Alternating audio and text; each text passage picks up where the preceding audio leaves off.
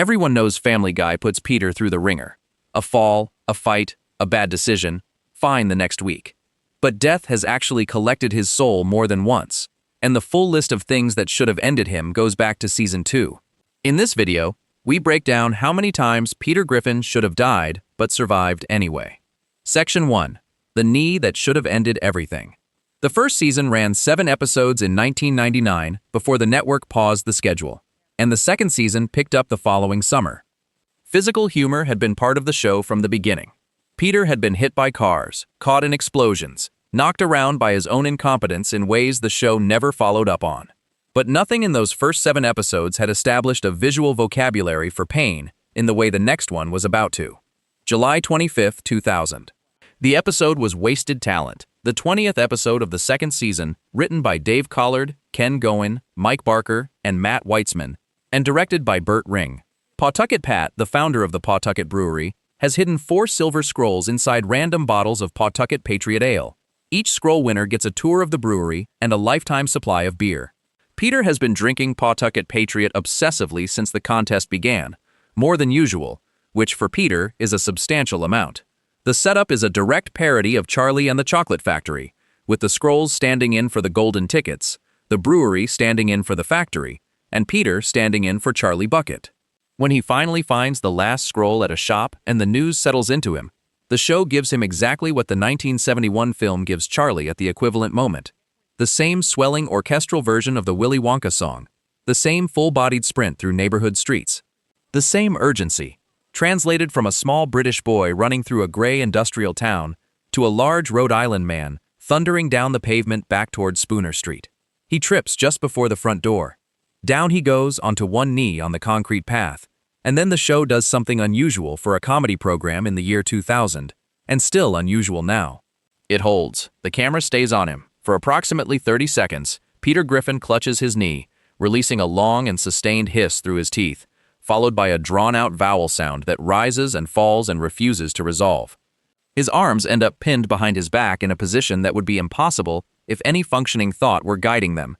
His face contorts in a way the animators had probably not been asked to draw before. The sound does not stop. 30 seconds is a long time in television comedy. Most jokes in a show like this one run 2 or 3. The chicken fights, which are the most indulgent sequences Family Guy produces, extend for several minutes, but those are action sequences with things happening continuously inside them, one impact following another. The knee scene has nothing happening. It simply stays on a large man in pain on his own front path, holding far past the point where a viewer stops expecting a punchline and starts wondering whether anyone in the writer's room remembered to cut. Refusing to cut is the joke. Seth MacFarlane has discussed across various commentaries the appeal of gags that deliberately outlast their welcome. A joke extended past its natural ending point becomes something different from a regular punchline. It becomes a test of commitment, built on discomfort rather than surprise. Once an audience has understood what the joke is, the show keeps going anyway, not because there is additional information to deliver, but because the sheer continuation becomes the content. Duration is the information. The gag is not about Peter's pain as a subject. The gag is about how long the show is willing to make the audience sit with it. Sources that have written about the episode describe the knee sequence as the first clearly recognizable instance of what would become one of Family Guy's signature comedic tools, the overly long gag. Before Wasted Talent, the show had been building its reputation mostly on cutaway jokes and character work. This was the first time it held a single moment of physical comedy past the point of normal function and asked the audience to stay with it. The fact that it worked, that audiences laughed at the duration rather than losing patience with it, seems to have confirmed something for the writers. They returned to the format constantly, across the seasons that followed, in cutaways, in character scenes, in moments of sustained physical discomfort that go on longer than the situation strictly requires. Near the end of Wasted Talent, the gag came back inside the same episode. Peter encounters the Chumbawambas, which is what the episode calls the small men who work in the brewery, in its parody of the Oompa Loompas from the Willy Wonka story. He asks them to sing him one more song before he leaves. They agree and begin. And then, before completing the song, they kick him directly in the knee. The whole sequence starts again. The hissing, the pinned arms, the extended vowel sound. Within the same 22 minutes, the gag was born. The episode had already called back to it. which says something about how the writers understood what they had made.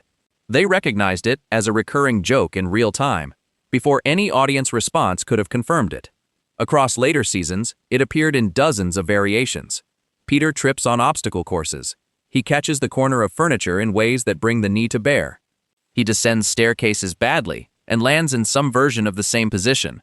A 2012 YouTube parody rendered the movement in the body of an AT-AT walker from the Star Wars films, and the joke landed immediately, which demonstrated how completely recognizable the physical vocabulary of the gag had become. Most slapstick wears out fast. A running joke built around one specific type of fall, with one specific and prolonged response, held its appeal across decades. The audience's anticipation of the gag, once it was established, became a source of comedy in its own right. The laugh starts before the impact lands, because the audience has fully internalized what is coming and has already started bracing for the duration, none of which changes what the fall would actually do to a human being. Peter Griffin weighs 293 pounds. That number appears on screen in the season 14 episode Vestigial Peter and is consistent with what the show depicts across its entire run. A man of that weight, running at any meaningful pace, and then making sudden uncontrolled contact between one knee and a concrete surface, generates a force on that joint that orthopedic surgeons measure in multiples of body weight.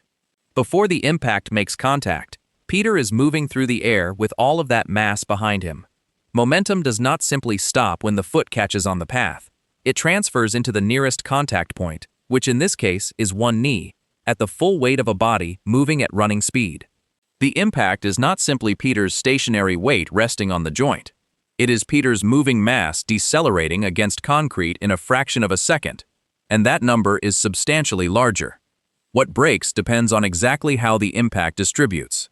The patella, the kneecap, is the first structure to absorb the force in a fall onto a bent knee. It sits at the front of the joint with limited soft tissue between it and whatever surface a person lands on. A direct strike at Peter's body weight against concrete can fracture the patella cleanly across, which physicians call a transverse fracture, or shatter it into multiple pieces, which is a comminuted fracture. Both require immobilization. A comminuted fracture, the more likely outcome at that force and body weight, requires surgical repair with screws and wire threaded through the fragments to hold them in correct alignment while healing occurs. Recovery is measured in months. Weight-bearing is restricted for weeks before physical therapy begins, and full rehabilitation extends well past the point when the bone has closed. Soft tissue damage runs alongside the bony injury in a fall like that one. The anterior cruciate ligament, which stabilizes the shin bone against the thigh bone inside the center of the knee joint, can be torn by the compression and sudden torque of an uncontrolled landing. A complete ACL tear produces a pop that the person experiencing it usually hears clearly, followed by swelling that builds over hours and an inability to support full body weight on the leg. Surgical reconstruction is the standard treatment. Rehabilitation takes 9 months to a year, sometimes longer, and complete functional recovery is not guaranteed for all patients. Meniscal cartilage is another casualty at that weight and impact. The two crescent-shaped cushions inside the joint absorb force between the thigh and shin bones, and they compress suddenly and unevenly in a bad fall. The resulting tears cause pain along the joint line, a catching or locking sensation when the knee is moved through its range, and swelling that accumulates over the hours following the injury. Treatment depends on severity, but often involves arthroscopic surgery, and recovery takes weeks even in uncomplicated cases. A person with a fractured patella cannot walk. A person with a complete ACL tear cannot bear full weight on the leg. A person with severe meniscal damage cannot bend and straighten the joint without it catching or giving way. Whatever Peter has done to his knee in those opening seconds of the gag, the remaining 17 minutes of wasted talent require him to do things that those injuries would not permit. He walks. He sits at the piano. He plays. None of that follows from what just happened to his knee on the concrete path outside the front door. After the extended sequence ends, the show moves forward. The knee is never mentioned again. Whatever damage occurred resolves between shots, and the episode continues as though the fall happened to a different character in a different story. Family Guy was not the first animated comedy to make this kind of agreement with its audience. Cartoon physics have always run independently of real physics. Tom and Jerry built their entire identity on the same principle. Looney Tunes characters absorbed destruction that would have killed anyone actually experiencing it. What made the knee gag different from that older tradition was the method. Classic animation typically used stylized depictions of harm, rubber-limbed and symbol-driven, that never tried to look particularly realistic. The hissing, the pinned arms, the facial expression in Peter's knee gag are all close to actual pain responses. The show did not abstract the suffering into cartoon shorthand. It depicted it with enough accuracy to feel real, and then walked away from what that accuracy implied. Pain held at that duration becomes something other than a standard sight gag. The involuntary hiss of breath through clenched teeth is an accurate depiction of the body's acute response to joint injury. The way the arms pin themselves back is consistent with how the body shifts load away from the damaged limb. The duration of the vocalization is, if anything, slightly compressed compared to how long the real acute response to serious knee trauma would last. The show got the physiology right. It simply chose not to follow through on what that physiology requires. Dr. Elmer Hartman, the Griffin family physician for most of the show's run, has been depicted treating Peter for an enormous variety of conditions. He has handled strokes, kidney failures, allergic reactions, and injuries of many kinds. His competence as a doctor is itself a recurring joke across those appearances, since he is regularly shown as distracted and prone to misdiagnosis. In all of his appearances across the run of the series, Dr. Hartman has never once been called to treat a knee injury. The gag has never been framed as something requiring medical attention because the show has never treated it as such. Back in the same season as Wasted Talent, the 6th episode of Season 2 offered a useful comparison. Death is a Bitch, which aired March 21, 2000, roughly 4 months before Wasted Talent, sent the actual personification of death to the Griffin house after Peter faked his own death on an insurance form to avoid a hospital bill. Death came to collect him. Peter ran. Death chased. And in the course of that chase, Death sprained his own ankle. One character absorbs a knee injury that should require surgery and months of recovery, and the episode ignores it completely. The other is brought to a standstill by an ankle sprain. Death was incapacitated. He could not work.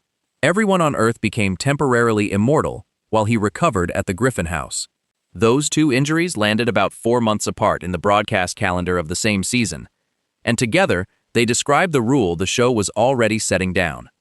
Physical harm in Quahog is real enough to feel in detail, and flexible enough to disappear whenever the story needs it to.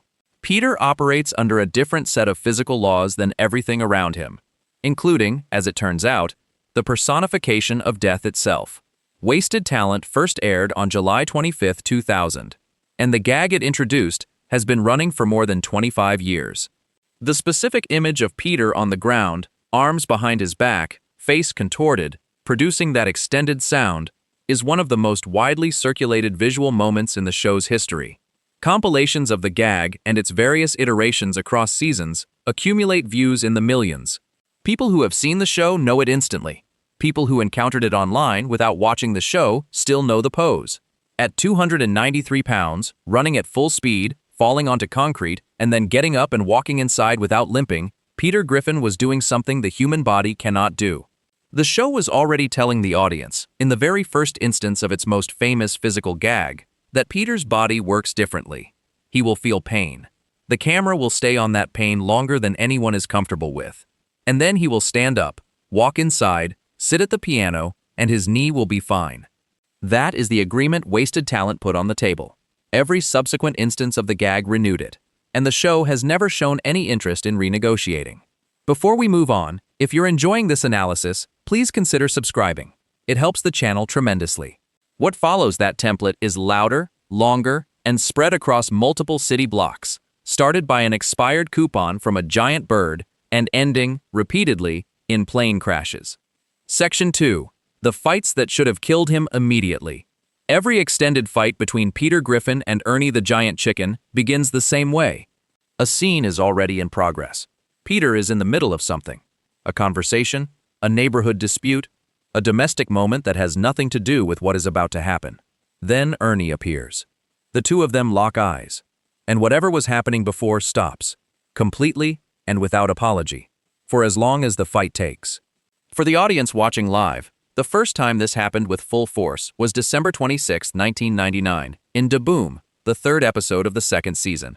That episode is mostly about the Y2K bug triggering a nuclear holocaust, which is already a lot for 1/2 hour. But tucked into the story is a flashback that explains why Peter refuses a coupon from a man dressed in a chicken suit at the grocery store. The reason is Ernie. He gave Peter a coupon once, and when Peter tried to use it, the coupon was expired. Peter's response to that was to attack him.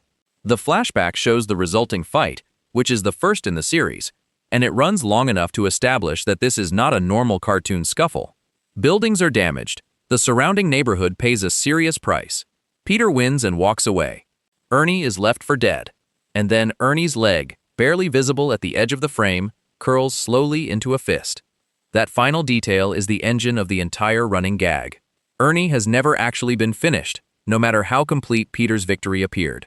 He absorbs what should be lethal damage, lies still long enough for Peter to leave, and then gets up again. The clenching fist became one of the show's most reliable punctuation marks, a signal to the audience that no matter what just happened, the next fight is already beginning. Blind Ambition is where the gag found its full form. The third episode of Season 4, which aired May 15, 2005, written by Steve Callahan and directed by Chuck Klein, contains the second major fight, and the one that established the template all subsequent versions would follow. Peter is defending his neighbor Quagmire in a neighborhood dispute when Ernie ambushes him. What follows moves through a train station, onto a cruise ship, and finally into an airport, covering geography that no real altercation between two individuals could possibly encompass while staying physically connected. At the airport, the fight reaches what should be its absolute terminus. Ernie's head passes through the spinning blades of an airplane's propeller in a scene that parodies the famous propeller death from Raiders of the Lost Ark. His head is not simply grazed, it goes through. The spoof is direct and visual, and the implication is clear. Consider what an aircraft propeller does to biological material. The blades of a running aircraft engine rotate at speeds measured in hundreds of revolutions per minute, generating tip speeds that can exceed the speed of sound on larger engines and reaching extreme velocities even on smaller aircraft. The force applied to any object passing through those blades is not a cut. It is an instantaneous series of impacts at speeds that do not permit survival. A human head contacting a running propeller at close range would be gone. The physics do not allow for anything else. Ernie's head came through. His leg, once again, curled into a fist. The fight in Blind Ambition ends. Peter returns to the conversation about Quagmire as though he has only been briefly away, and the episode continues. However many minutes the fight consumed, the plot was waiting patiently for Peter to get back to it. Third in the sequence was No Chris Left Behind, the 16th episode of Season 5, written by Patrick Mahan and directed by Pete Michels, which aired May 6, 2007. Peter is talking with Lois about Chris getting expelled from James Woods High School when Ernie arrives and the fight begins. This one runs from the Griffin house, through the sewers beneath Quahog, onto a subway train, into a building under construction, onto an airplane, and up to the top of a Ferris wheel. The locations are chosen for maximum visual variety, and the fight inside each of them matches the environment. The sewer section is grimy and claustrophobic. The subway fight moves at the speed of the train. The building site uses the architecture of construction against both combatants. The Ferris wheel brings them back up into open air. Between the violence and the height and the moving machinery, there is one moment in the third fight that sits apart from everything else.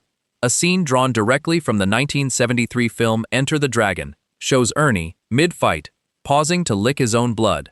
It is a specific, deliberate film reference transplanted into an episode of a cartoon about a man who cannot walk down his own stairs without causing property damage. The citation is specific enough that it has to be intentional, and it changes the register of the scene, if only for a second. The fight is not just a comedy bit.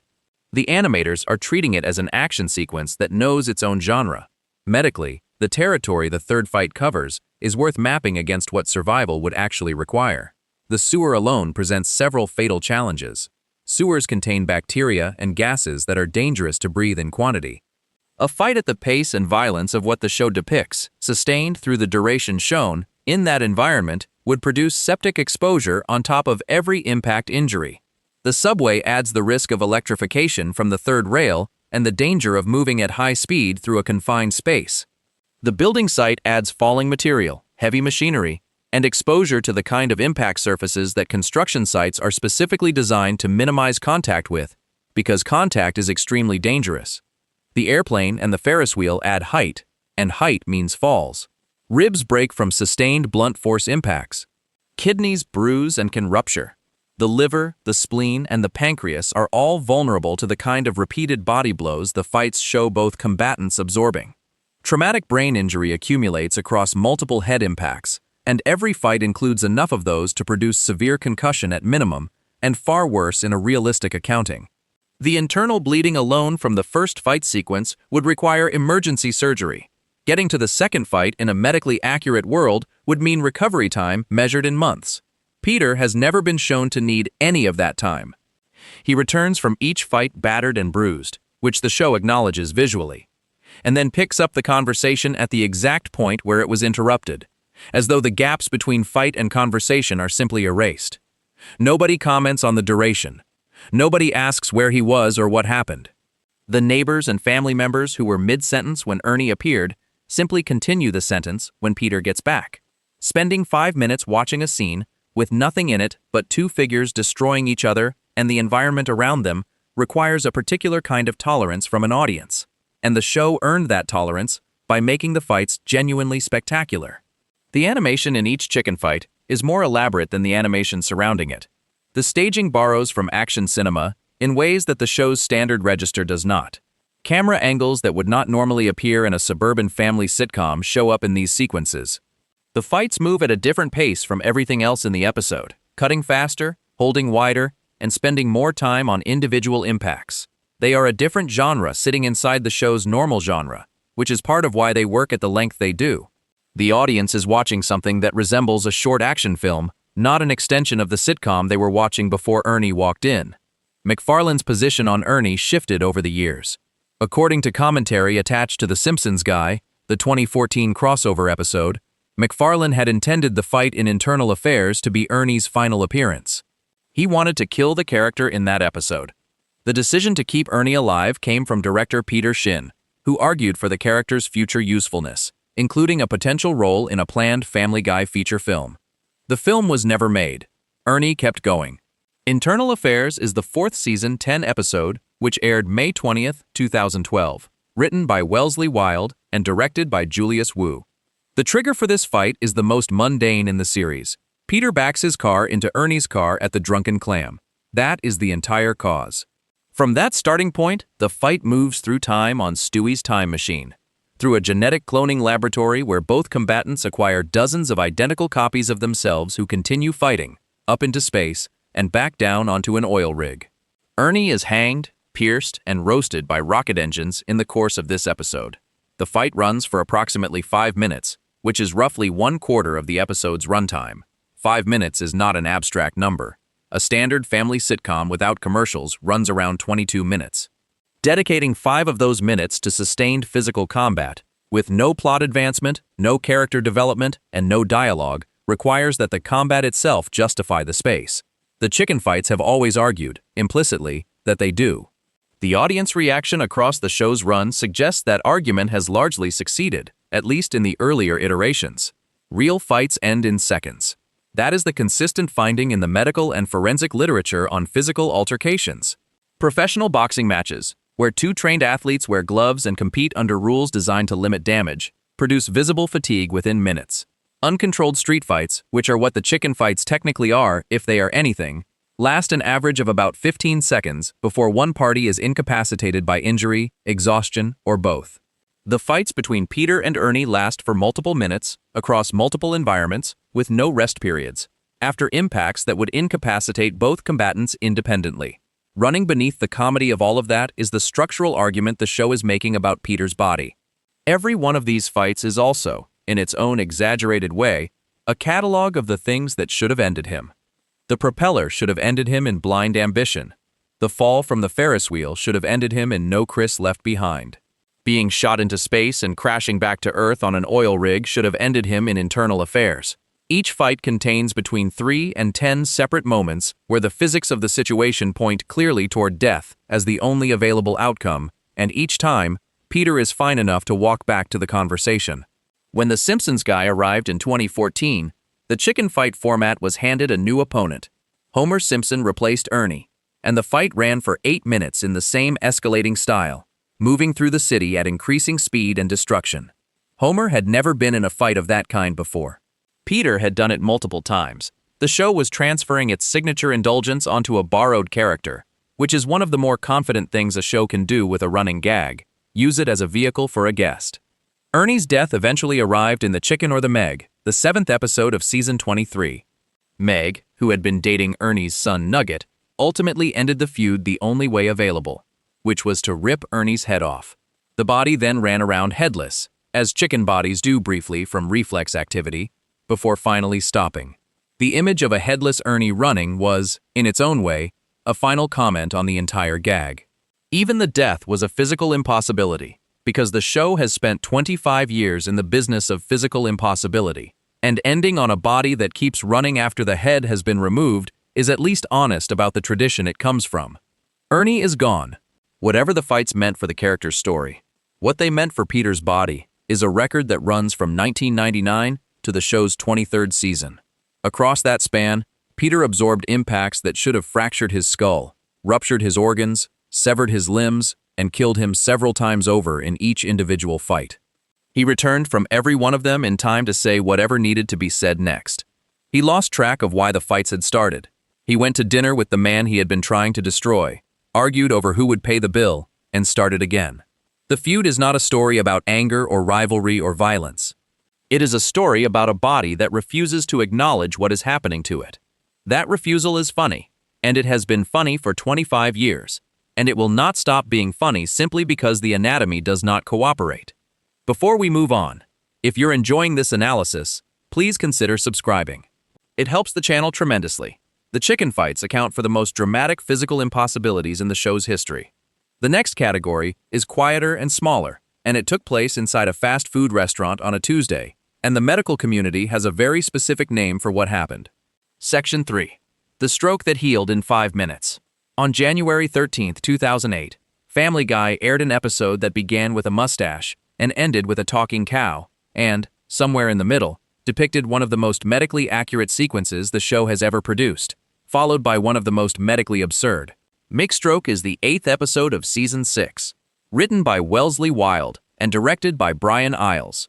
The episode follows Peter as he inadvertently saves the life of the owner of a fast food restaurant called McBurgertown during a fire. Grateful, the owner gives Peter a lifetime supply of free hamburgers, delivered whenever he wants them. Peter eats 30 hamburgers in one sitting. He then suffers a massive stroke that paralyzes the left side of his body for 3 months. When his condition fails to improve, he walks past a stem cell research clinic, goes inside, and walks out 5 minutes later completely restored. He then vows to expose the practices of the fast food company and befriends a genetically engineered cow, voiced by Ricardo Montalban, who helps him do it.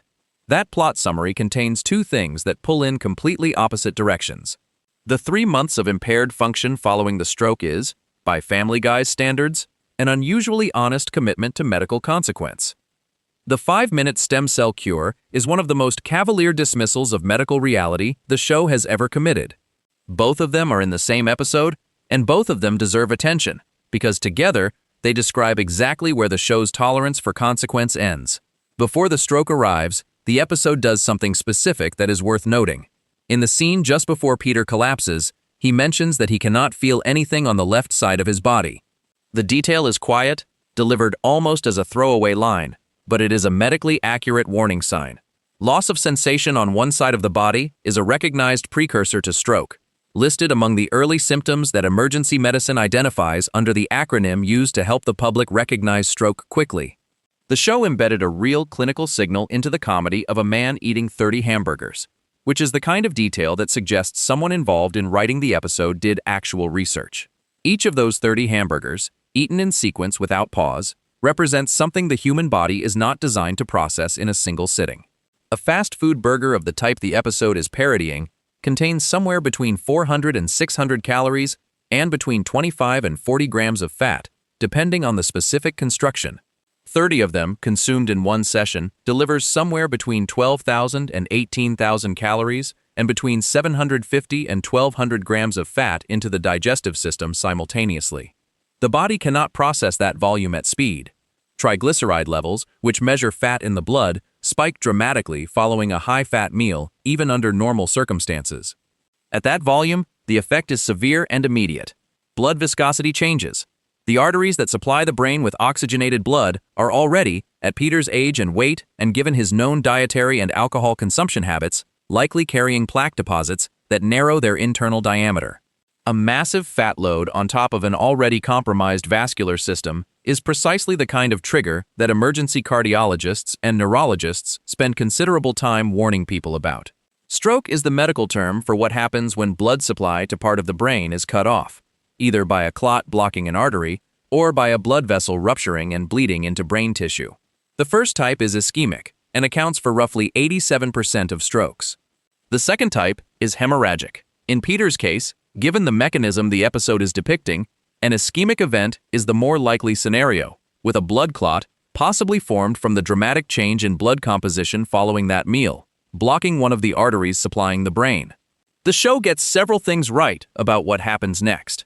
Facial drooping on one side is one of the classic presentations of stroke, occurring when the motor neurons controlling the facial muscles on one side of the face lose their blood supply and stop receiving the signals that keep those muscles functioning normally.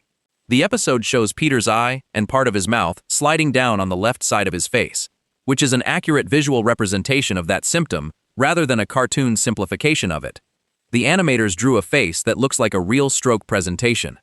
Weakness on one side of the body, also called hemiplegia when complete and hemiparesis when partial, is the other classic presentation, and the episode shows this correctly too. Peter's left arm and leg hang lifelessly. He walks with a pronounced limp for the 3 months the episode describes. Speech is impaired because the same areas of the brain that control motor function on one side of the body also control the motor movements involved in producing speech. The specific type of speech impairment shown in the episode, where Peter can form words but with distorted rhythm and control, is consistent with how motor aphasia actually presents in stroke patients. What the episode does that almost no other Family Guy episode does is maintain those consequences across time. The show uses dissolves to indicate the passage of weeks. Peter is shown dealing with his impairment in daily life. Lois is shown managing it. 3 months pass on screen, which, in the context of a show that typically resolves any injury or illness within the same 22 minutes it was introduced, represents an extraordinary commitment to duration. The knee gag acknowledges pain for 30 seconds and then moves on. The stroke acknowledgement stretches across what the episode presents as a quarter of a year. Recovery from a real stroke depends heavily on which part of the brain was affected, how much tissue was damaged, and how quickly treatment was administered.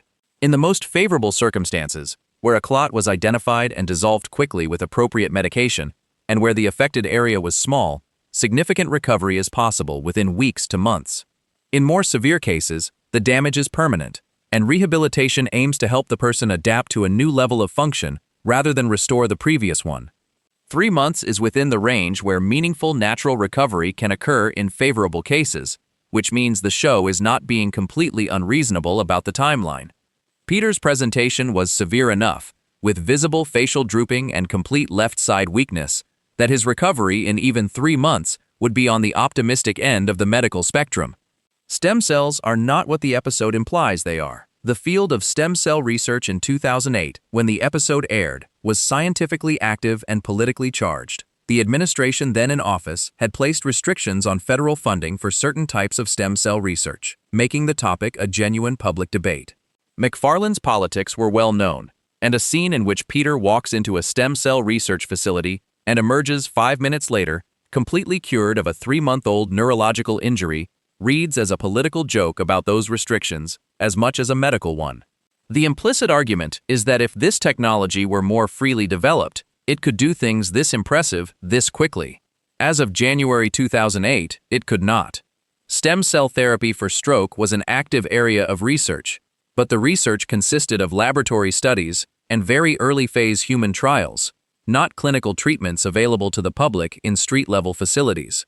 The biology of what would need to happen for a stroke to be reversed by any stem cell intervention is complex and not achievable in 5 minutes. New neurons would need to be generated. Synaptic connections would need to reform. The networks of communication between brain regions that were disrupted by the stroke would need to rebuild themselves. Even in the most optimistic projections from researchers working in the field at the time, stem cell approaches to stroke recovery were expected to be measured in weeks to months of slow improvement, not 5 minutes of complete restoration. Peter walks out of the clinic as though the previous 3 months did not happen. His face is symmetrical again. His arm works. His speech is clear. The episode moves on. Looking past the cure, The episode is doing something that McStroke gets credit for less often than it deserves. Family Guy typically treats Peter's medical events as comedy premises that evaporate when the joke is complete. The stroke is treated as a comedy premise that has actual weight for a significant portion of the episode's runtime. Peter loses capability that he uses constantly. He cannot drink in the way he usually drinks. He cannot move through the bar the way he usually moves. The show depicts those restrictions without playing them entirely for laughs, which is unusual. The episode was produced under unusual circumstances. During the 2007 to 2008 Writers Guild of America strike, production schedules across the industry were disrupted. McStroke is noted as one of the episodes completed without McFarlane's involvement in post-production, because he was participating in the strike. His absence from that part of the production means the episode arrived in its final form through different hands than most Family Guy episodes. Whether that affected the episode's slightly more grounded treatment of the stroke's consequences is impossible to say with certainty, but the observation is available. Among all the ways the show has put Peter in medical danger, McStroke is the one most grounded in the ordinary human experience of bad health decisions. The knee gag starts with a trip on the pavement. The chicken fights require a giant anthropomorphic bird to exist and choose violence. The stroke requires nothing supernatural at all. It requires only what Peter already does: eat too much, eat the wrong things, and ignore the warning signs his body has been sending him for years. A stroke was always the most plausible of his potential exits. His weight, his alcohol consumption, his diet, which the show has depicted across hundreds of episodes as an unbroken string of red meat, beer, and fast food. His sedentary lifestyle, which the show also depicts, involving a great deal of sitting at a bar, doing nothing physically demanding.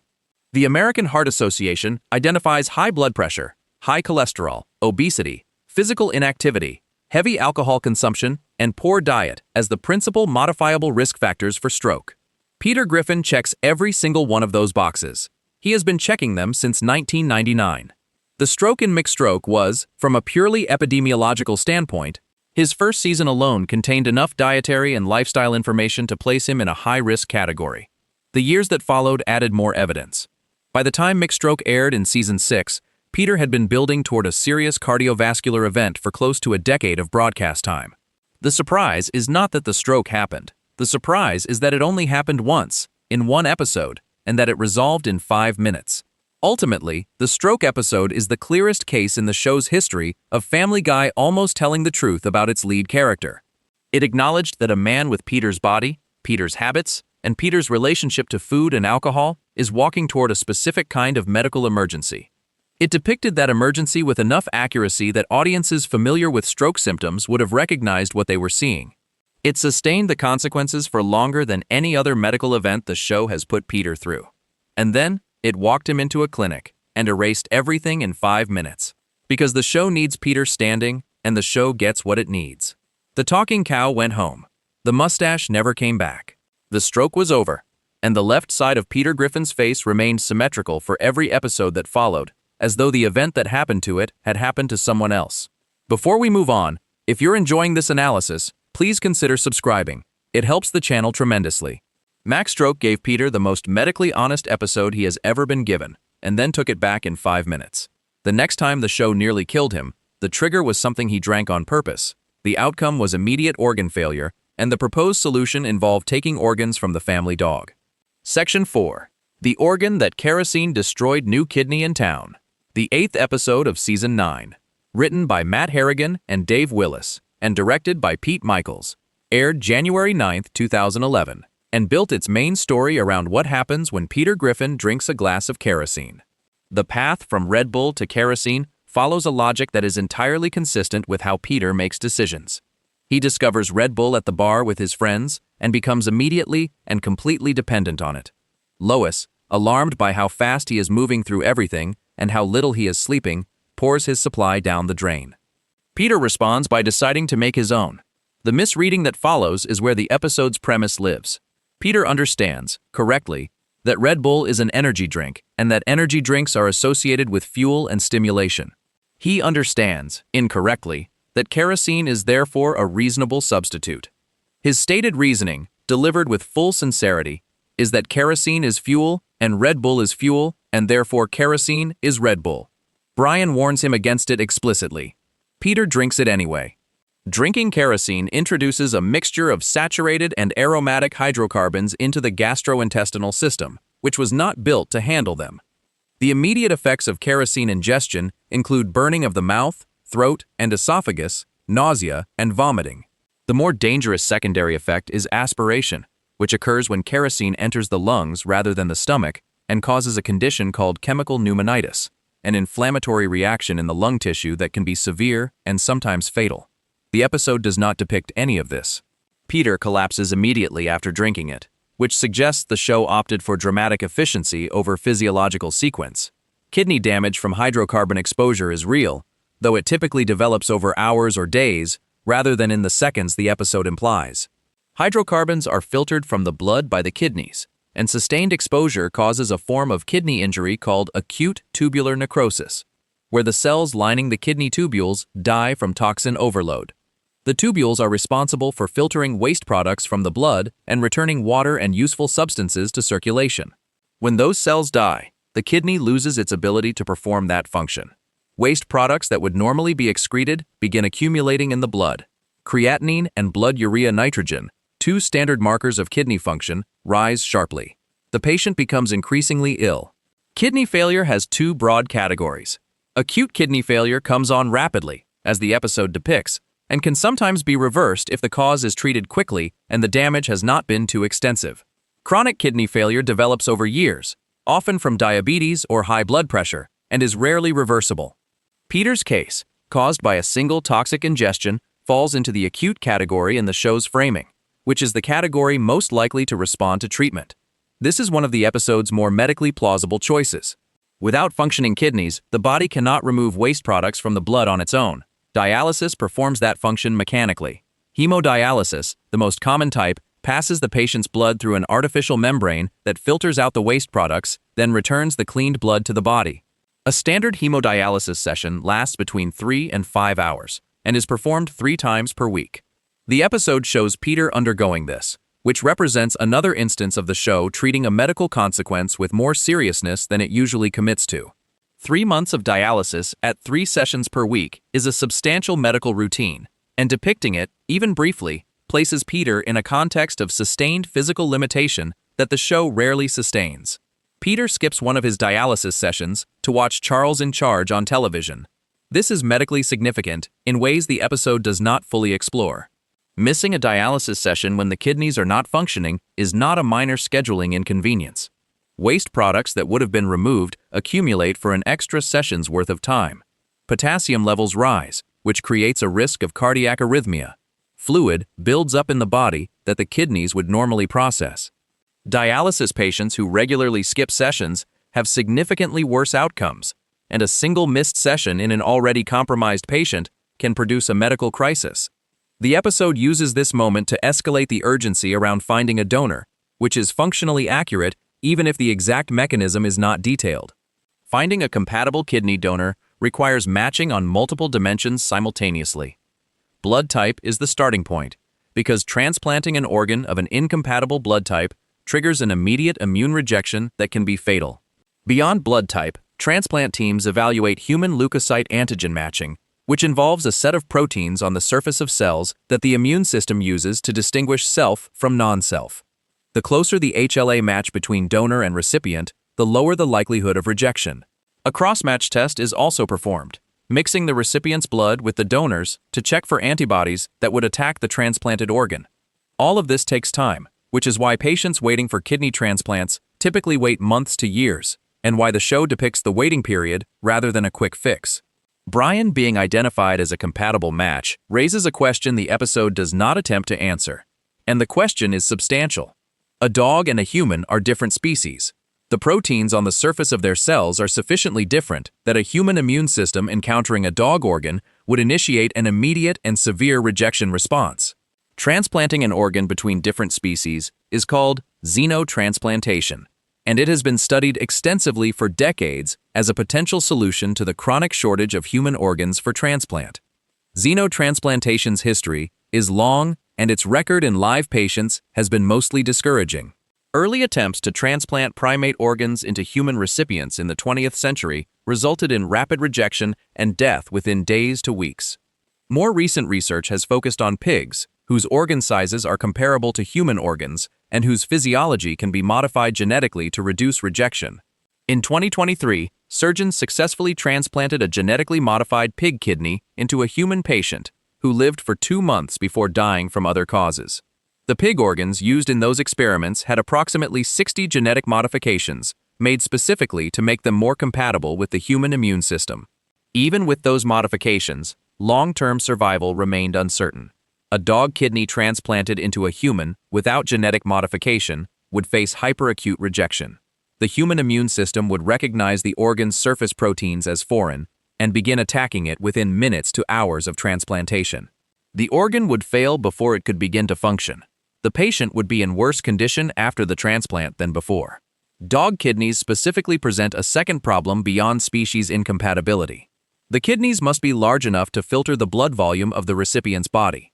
A dog's kidney mass is proportional to the dog's body size, which means a medium-sized dog like Brian has kidneys that are a fraction of the size of a human kidney. 2 dog kidneys together, even if the transplant were immunologically possible, might not produce enough filtering capacity to sustain a 293-pound man. The episode knows about the size problem. Dr. Hartman explains that Brian would need to donate both his kidneys because each one is too small to do the job alone. Donating both kidneys is fatal for the donor. The episode is correct on this point, if wrong on the premise that compatibility was achievable in the first place. Emotionally, the goodbye scene between Peter and Brian before the scheduled surgery is one of the most genuinely affecting things Family Guy has produced. The show plays it without jokes. Peter thanks Brian for everything. Brian says what needs to be said. The scene is short, and it earns what it goes for, which is the weight of a friendship choosing sacrifice. Family Guy does not often ask its audience to feel that weight, and when it does, it usually undercuts itself before the moment can fully land. The goodbye in New Kidney in Town lands. Whatever the biology, the writing in that scene is honest. Stewie's response is to kidnap Brian and refuse to let the surgery happen, which is consistent with what Stewie would do. He loves Brian more clearly and more consistently than almost any other character loves anyone in the show. He is not going to sit still while Brian is killed to save Peter. His kidnapping plan works, in the sense that it delays the surgery long enough for an alternative to appear. Hartman arrives at the operating room, prepared to donate one of his own kidneys instead. He explains that he has discovered he is a match for Peter. The surgery proceeds. Peter recovers. 2 pieces of information arrive in quick succession at the end of this scene. The first is that Hartman is donating a kidney, primarily because Peter and his family are his only remaining patients, and he cannot afford to lose 2 of them at once. The kindness is transactional. The second piece of information is more important medically. Hartman reveals that there was never any realistic chance Brian's kidneys would have functioned in Peter's body anyway. He phrases this with his characteristic incompetence, admitting he was not even certain dogs had kidneys, but the underlying medical conclusion is correct. The interspecies transplant would have failed. Brian would have died for an operation that could not have worked. Questions about Brian's biology, that the episode opens and then closes without addressing, are worth sitting with for a moment. If Brian was blood-typed and cross-matched and identified as a compatible donor, that compatibility required something to be true about Brian's cells that should not be true of a dog. The show never explains why a talking dog who drinks martinis and attended Brown University has organ compatibility with a human being, because explaining it would require the show to engage with Brian's nature in ways it has always preferred to leave alone. The 25-year mystery of why Brian can talk and behave like a person is never closer to an answer than in this episode, and the show treats that closeness as a background detail rather than a plot point. More than any other medical episode in the show's run, New Kidney in Town is the one where the writing was willing to follow the premise into uncomfortable territory. The episode did not solve Peter's problem within the same cold open. It sustained consequences across 3 weeks of dialysis, depicted Peter being worse for skipping a session, established a genuinely dire situation, and then placed Brian in the position of sacrificing his life to resolve it. That is a darker corner than Family Guy usually goes into. Reaching that corner required Peter to drink kerosene, which is a long way to travel to arrive at something that resonates. Taken together with the stroke, the kidney failure tells a story about Peter's body that the show half commits to across its run. Both episodes are unusual in the same direction. Both sustain consequences past the point of the single scene. Both acknowledge that Peter's choices have physiological results that persist. and both resolve through interventions that are either impossibly fast or biologically impossible. Because the show cannot lose Peter, and knows it, and eventually makes that known through the resolution it chooses. He was dying of kidney failure caused by drinking fuel. He survived because his doctor needed the billing income. He was back at the Drunken Clam by the following week. Before we move on, if you're enjoying this analysis, please consider subscribing. It helps the channel tremendously. The kidney failure came from something Peter drank on purpose. The next time death became a serious presence in Peter's life, it came from something he could not control, arriving in the form of a personification that Peter had already met before, wearing the same robe and carrying the same attitude about the whole situation. Section 5. The 3 times death came for Peter Griffin.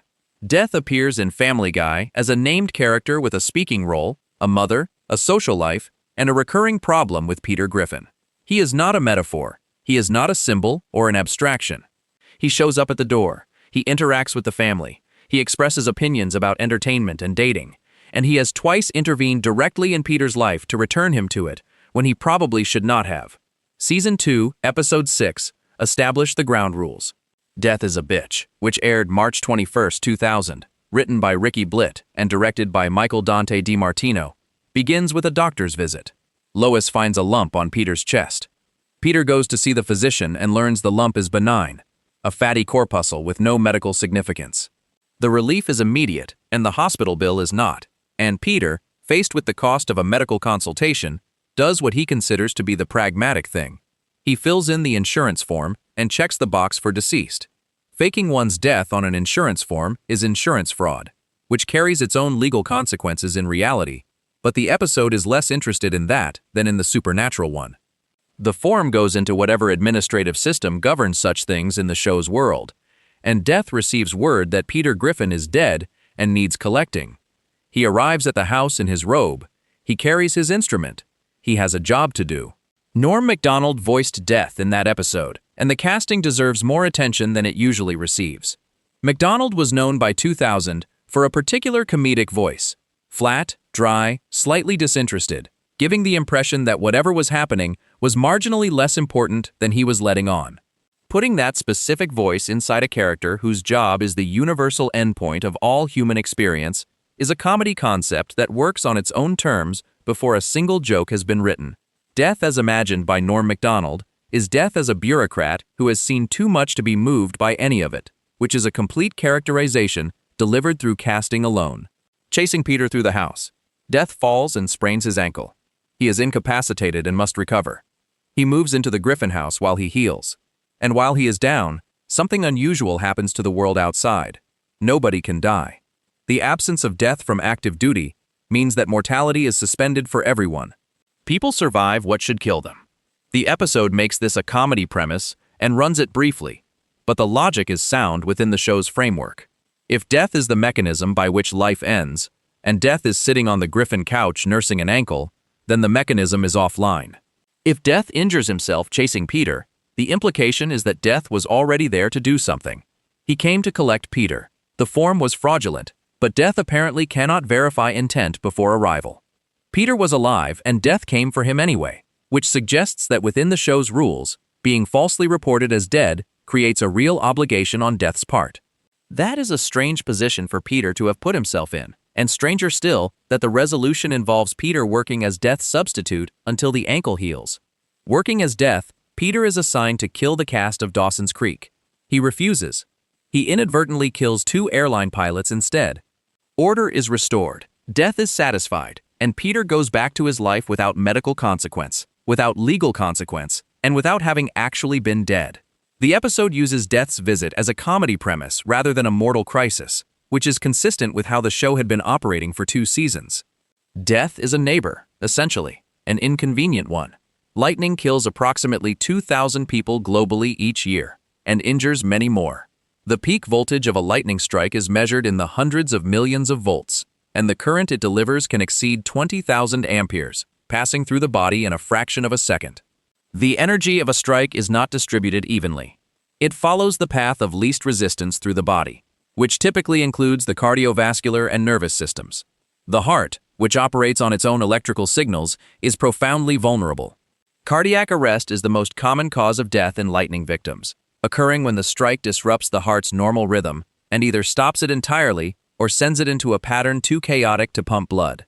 Cardiac arrest in a lightning victim who is not immediately given CPR and defibrillation has a survival window measured in minutes. Brain cells begin dying within 4 to 6 minutes without oxygenated blood. By 8 minutes, the damage is typically severe enough that meaningful recovery is not expected. Survival from a direct lightning strike, when it occurs, comes with its own catalog of lasting consequences. Hearing loss is common, caused by the pressure wave of the thunderclap arriving simultaneously with the strike. Vision problems are frequent. Neurological damage can produce memory deficits, personality changes, and chronic pain that persists for years. The entry and exit burns mark where the current passed through, and internal damage along that path depends on which organs sat in the way.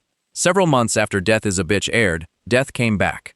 Death Lives is the 6th episode of Season 3, which aired August 15, 2001, written by Mike Henry and directed by Rob Renzetti. Peter has skipped his anniversary with Lois to play golf at a private country club. He is struck by lightning on the golf course. He finds himself in limbo, visited by Death, who is now voiced by Adam Carolla rather than Norm Macdonald. The voice change is not explained on screen. Death simply sounds different in this episode from how he sounded in the previous one, and the show moves on. Limbo in the show's universe operates as a holding space between life and whatever follows it. Peter is there. He is not dead exactly, in the sense of being fully collected, but he is not alive in any functioning physical sense either. Death has come to him in this middle ground and is evaluating the situation rather than immediately escorting him onward. The episode uses this ambiguity as the premise for a bargain between the two. Death will help Peter understand what he needs to understand about his marriage if Peter helps Death navigate a dating situation. Death takes Peter back through his history with Lois, showing him the moments that mattered, including the opposition of Lois's father Carter, who had Peter thrown from a plane into the ocean for being insufficiently wealthy. Death also tells Peter what will happen if the marriage continues as it is going. Lois will leave. 2 years after the divorce, Peter will take his own life. That projection is one of the darkest pieces of character information the show has ever attached to Peter, delivered in the middle of an episode that is also a comedy about Death's romantic problems. Both things happen simultaneously, and the episode does not flinch from either. The third encounter was the most direct. Friends of Peter G., Season 9, Episode 10, which aired February 13, 2011, written by Brian Scully and directed by John Holmquist, sends Peter to Alcoholics Anonymous after he and Brian cause a disturbance while drunk at a cinema. The AA storyline occupies most of the episode, but the pivot point is a car crash. Peter, driving home after one of the meetings during which he and the other attendees had been secretly drinking the entire time, falls asleep at the wheel. Drunk driving is responsible for a significant fraction of road fatalities in the United States each year. Alcohol impairs reaction time, tracking ability, the capacity to divide attention between multiple stimuli, and spatial judgment, all of which are the specific cognitive functions that driving requires. A driver asleep at the wheel has all of those impairments, compounded by the complete absence of conscious control over the vehicle. The car goes where physics takes it, which is typically into something stationary at whatever speed the driver was traveling. Blood alcohol concentration at the level Peter would have reached from his established drinking habits is not minor. The legal limit for driving in the United States is a blood alcohol concentration of 0.08, which represents approximately 2 to 3 standard drinks for a person of average weight. Peter has been shown across hundreds of episodes drinking quantities that would put a smaller person in acute alcohol poisoning territory. His tolerance is established as extreme.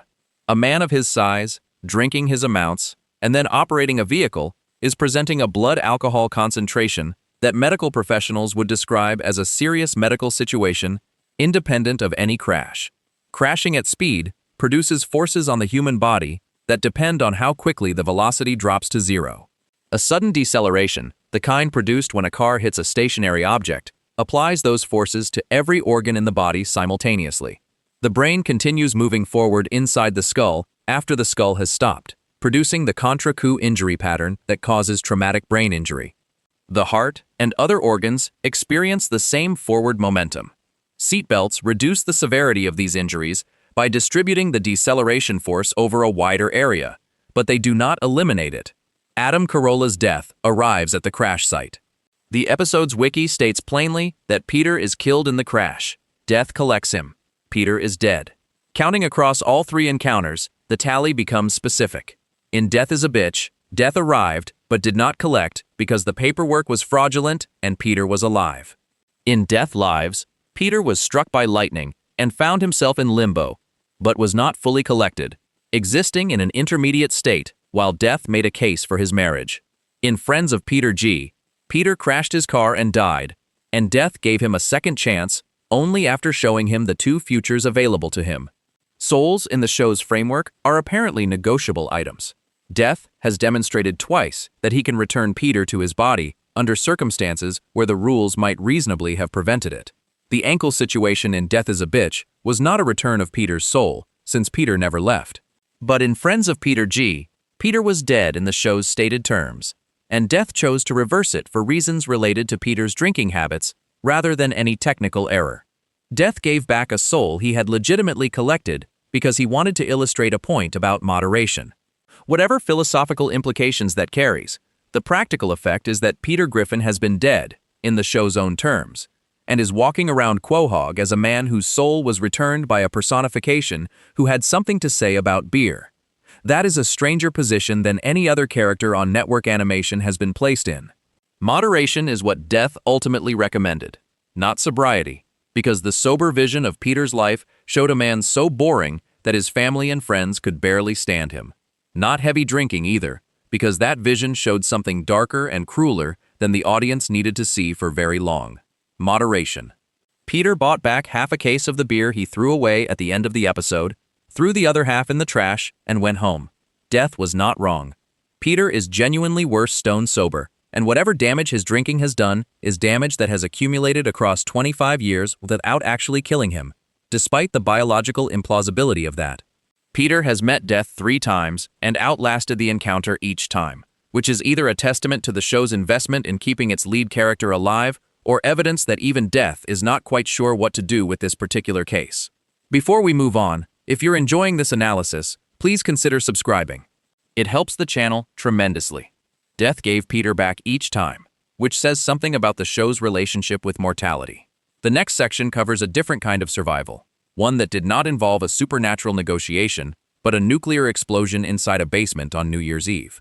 Section 6. The months at sea that should have killed him. First, Peter Griffin has worked as a fisherman exactly once in his life, and the job nearly killed him before the storyline about the job could finish. The fishing career lasted roughly 1 episode, and ended with a hurricane sinking the boat, 4 men floating in the Atlantic on improvised equipment, and the show quietly requiring Peter to survive open ocean conditions for several months without fresh water. The Perfect Castaway is Season 4, Episode 12, written by John Wiener and directed by James Purdom, and it aired September 18, 2005. It is one of the few Family Guy episodes built around a genuine survival premise, and the survival portion of it is medically impossible from roughly the 3rd scene. September 18, 2005 is also when the show was demonstrating that the revival had legs. Season 4 was part of the post-cancellation run, the seasons that existed because DVD sales and late-night reruns had brought the show back from cancellation after Season 3. The pressure to produce material that justified the return was real, and The Perfect Castaway is one of the season's more ambitious episodes, building a genuine plot across its full runtime rather than connecting jokes with a thin premise. The sea survival setup is treated with more commitment than the show usually gives a cold open concept, which is what makes the medical impossibilities inside it worth tracking closely. Pelican's Reef is introduced as a place with abundant fish and genuinely dangerous weather. Peter loses his fishing job because he cannot catch enough fish in safer water, and Seamus suggests Pelican's Reef as the solution. The combination of abundant fish and dangerous weather is not presented as a warning. It is presented as a trade-off Peter accepts immediately. This is consistent with how Peter processes risk across the show's run. He identifies the upside, notes the downside without weighting it appropriately, and proceeds. He brought Cleveland, Joe, and Quagmire along, and the episode notes they came for the free beer, which means 4 adults boarded a vessel in the direction of known treacherous weather for reasons that include free beer. Hurricanes at sea produce wave heights that recreational fishing boats are not designed to survive. A fully developed hurricane generates open ocean swells that can exceed 40 feet, and the impact of a breaking wave of that size on a small hull distributes force measured in tons over fractions of a second. Recreational fishing boats are rated for specific sea states that do not include hurricane conditions. When the boat sinks in the episode, it sinks the way boats actually sink in those conditions, which is quickly and without much ceremony. The four men end up in the water, which is the point at which most accounts of real maritime disasters end badly. Sinking at sea in hurricane conditions puts four men in water that is actively turbulent, visually impenetrable, and pulling them in multiple directions simultaneously.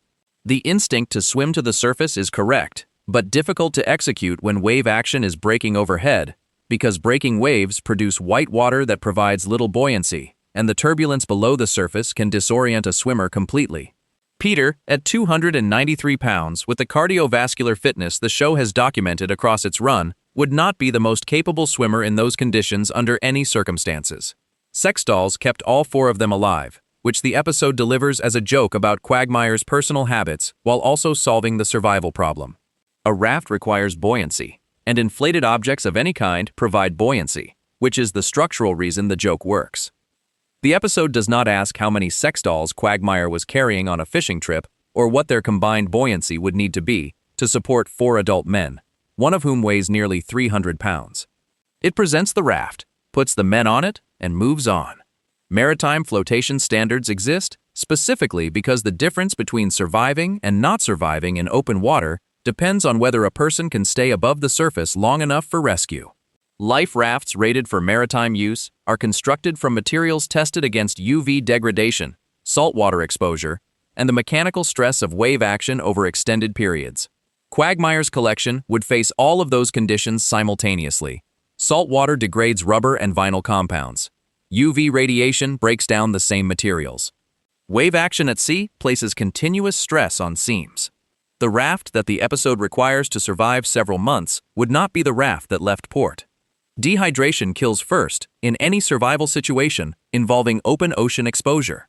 The body requires fresh water to maintain organ function, and it loses fluid constantly through respiration, perspiration, and urination. In warm conditions, which the episode's setting implies, that loss accelerates. The ocean surrounding the raft is salt water, which is not drinkable and is actively harmful if consumed, because the kidneys require additional fresh water to excrete the salt, producing a net fluid loss greater than the amount taken in. Without rain collection or some other fresh water source, the four men on the raft had 3 to 4 days before irreversible organ damage began. Surrounded by salt water on a raft in the open ocean, with no shade from tropical sun and no fresh water, Peter should have been dead before the episode's B-plot had time to begin. The show needs him alive for the rest of the episode and for 20 more seasons after it, so the dehydration problem is not addressed, and the raft survives as long as the story requires. This is the standard operating arrangement between the episode and Peter's body. The body cooperates with the story's requirements, and the requirements do not consult the body. Leg tissue is what Peter consumes during the raft portion of the episode. Joe Swanson is a paraplegic. His legs have no voluntary motor function and no sensation. The episode establishes that Peter has been eating them during the raft portion of the ordeal, which the episode frames as both a practical solution and a joke about Joe's specific physical condition. Survival cannibalism in real maritime disasters is documented, most notably in the aftermath of the sinking of the Essex in 1820, where survivors drew lots and consumed the dead. The episode's version differs in that the donor is living and the tissue is specifically the non-functional portions of a disabled person's body. Joe returns to Quahog and receives a new set of legs from a death row inmate, which is the show treating the aftermath of the leg consumption with the same casual logic it applies to Peter's survival. Protein from muscle tissue provides caloric energy during starvation, but processing protein requires water, which is the same resource the raft scenario was already eliminating. The kidneys must excrete the nitrogen compounds produced when the body metabolizes protein, and that excretion requires fresh water. Eating Joe's legs without fresh water would have accelerated the dehydration that was already the primary threat. The episode does not track this interaction because the episode does not track physiology. It tracks the joke. Quahog held a memorial service for the four men after a reasonable period of non-contact. The show uses this to establish that the town accepted the deaths, which is a legal and social precondition for Brian's subsequent actions. A memorial service implies a death certificate, which implies the legal infrastructure of Quahog has processed the situation and declared the men deceased. Peter's legal status at the time of his rescue is therefore not simply absent presumed missing, but formally dead, which is a different category with different implications for returning to a marriage and a household. West stabbed the ocean with a knife at the memorial, which is exactly what Adam West would do, and exactly what the episode needed him to do at that moment. The gesture has no practical consequence, and complete emotional coherence within the logic of West's character. He identified the responsible party, which was the sea, and he addressed it directly with the tools available to him. The sea did not respond. The memorial continued. Marriage between Brian and Lois followed from the practical situation Peter's presumed death created. The Griffin household had lost its primary earner, and Brian, who was already present and already attached to the family, offered the most immediate solution. The marriage was legal in the show's terms, but not physical, which is the detail the episode takes some care to establish. Brian and Lois slept in separate beds. Brian and Lois slept in separate beds. Brian and Lois slept in separate beds. Brian and Lois slept in separate beds. Brian and Lois slept in separate beds. Brian and Lois slept in separate beds. Brian and Lois slept in separate beds. Brian and Lois slept in separate beds. Brian and Lois slept in separate beds. Brian and Lois slept in separate beds. And challenge when he returned. Rescue came from a cruise ship that spotted the four men at what the episode implies was a compromising moment. The show does not show what the cruise ship passengers saw, but the implication from the sequence of events leading to the rescue is clear enough that the joke works without visual confirmation. The four men were rescued after several months. They returned to Quahog. Peter was dead in the eyes of the law, and his wife had married the family dog. This is a specific and unusual set of circumstances that required specific and unusual responses. Months at sea without fresh water, months on an island without reliable nutrition, several hundred pounds of body mass maintaining itself through a starvation scenario, and the eventual rescue of all four men without documented physical consequence is the episode's medical summary. The show had to resolve all of this quickly enough to get to the Brian and Lois storyline, which is where the episode's real interest lies, so Peter comes home looking roughly as he always looks, and the survival period is filed under things that happened, rather than things that changed anything. Fat reserves are the one physical detail about Peter that actually helps in this scenario. At his documented weight, Peter carries substantially more stored energy than a leaner man of similar height, and the body draws on fat stores during extended caloric restriction before consuming muscle. More stored fat means a longer window before the critical threshold of muscle consumption and organ deterioration.